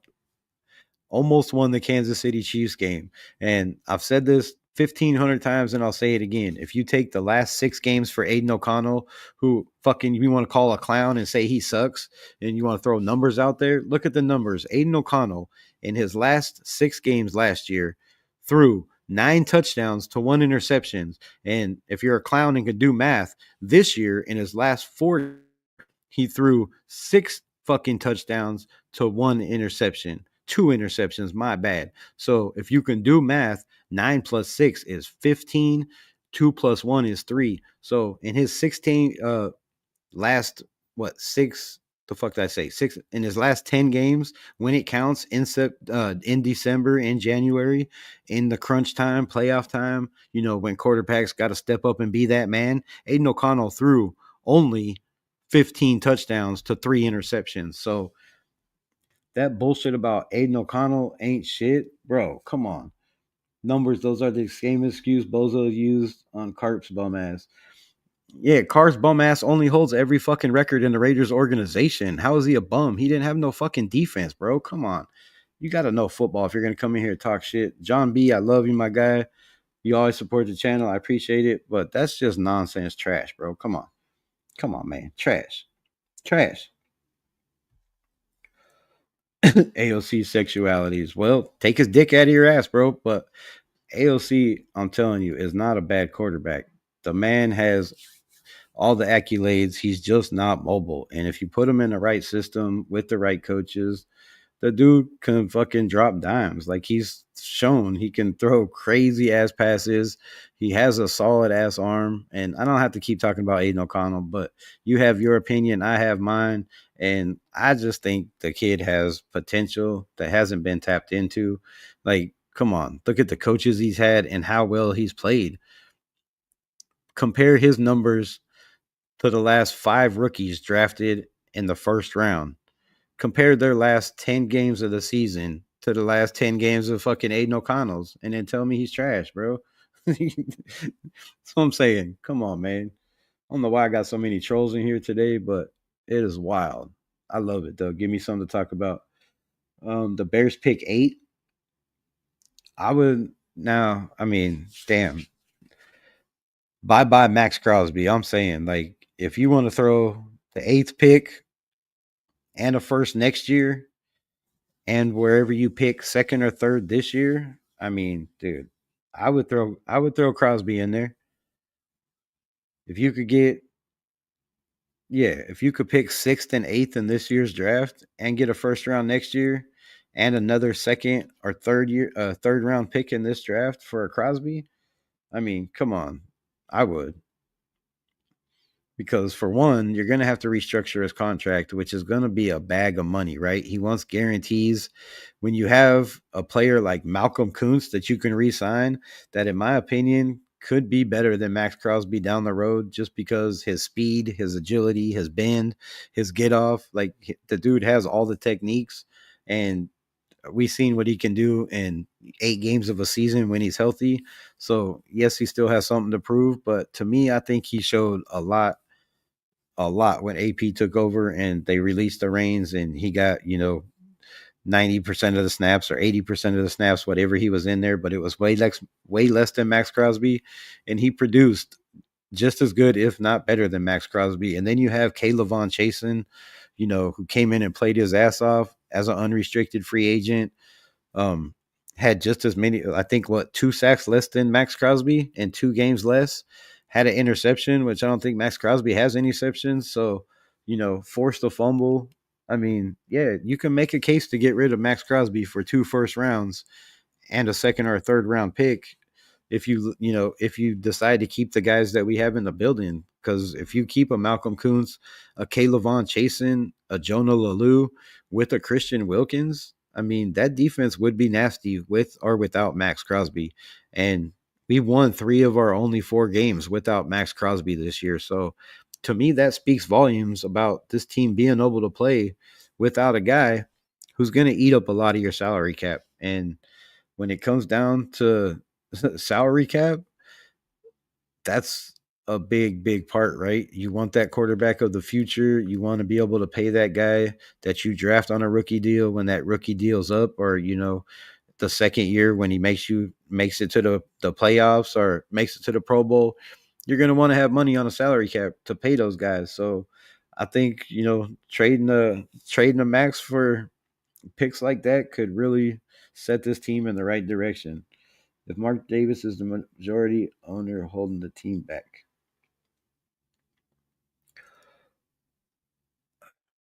I I gotta say yes at this point. I mean, yes, he's a damn good businessman, and that's about it. I mean, when it comes to personnel, when it comes to hiring coaches, when it comes to making decisions for the future of this franchise, he's failed at every aspect. And I believe that's why he brought Tom Brady in. So, but as we can see, Tom Brady's not trying to be in the limelight either. He said he's not leaving Fox. So that's 10 years. He has an obligation to Fox to be in the booth, to call games, to do his job there. So I think that's why Pete Carroll's been in the mix. That's why Spycheck, he wants to be his general manager because he's friends with him and he can, have more say and, more pull, I think, without having to be, in the building or in Vegas to run shit. I think that's another big thing. So yeah, I think Mark Davis has held the Raiders back because he doesn't know football and he wasn't in the building with his father. His father never took time to have him in the building like most owners do and try to teach him, the game and the aspects of the game. So that wasn't that wasn't what he wanted to do. Like that wasn't his thing. So yeah, I think Mark Davis definitely does hold this fucking franchise back. But again, that's why he's selling parts of it. And now he's not the only one making decisions. Yes, as the majority owner, which is not even him, his mother is the majority owner. So, as being sole heir or control to the majority owner, if you want to put it that way, and bringing in Tom Brady, who owns 5%, bringing in the other investor who owns 5%.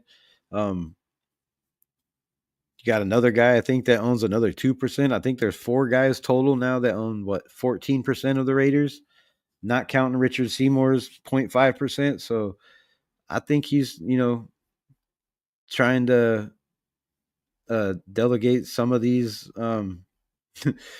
some of this, head of operations shit to guys that know football. And I respect him for that. You got to respect a man to know when he's wrong and to admit his wrongs. And so I can't knock him for that, right? Trade AOC for two number one picks then. Come on, man. You can come in here and be a troll and be stupid. AOC's not worth two number one picks, or they wouldn't have fucking drafted him in the fourth round, dude. Come on. You're trying to make me look like a clown by saying stupid shit. That's dumb, bro. Unfortunately, Tokyo, what? Tokyo, every Davis owning the team hat. I don't know what the fuck you're talking about, bro. Um, Troll shit. But yeah, I would trade Aiden O'Connell for two first round picks. Fucking, I don't know who's gonna do that, but I definitely would. If you want to give me two first rounds for Aiden O'Connell, bro, I'm all in. Like Flynn. Um, but I'm telling you, go watch the all 22. Go watch this kid for the minimum, for the little amount of time he has had, knowing he was the number one guy. He's played damn good. Like him or not, Aiden O'Connell has played very, very well for being a fourth round pick. And the only other fourth round pick you could think of playing any better is Dak Prescott, which he's had his team in the playoffs how many years? So whether they won or lost, that's on coaching and on him. But all right, man, 3 hours. I appreciate every one of y'all. Like, subscribe, tickle that notification bell to turn it on. With that, I am out. Much love as always. Join me tomorrow. Different time, same place. Raiders. Peace out, trolls, and my Raider fans. Much love. What a trolling night. Jeez Louise.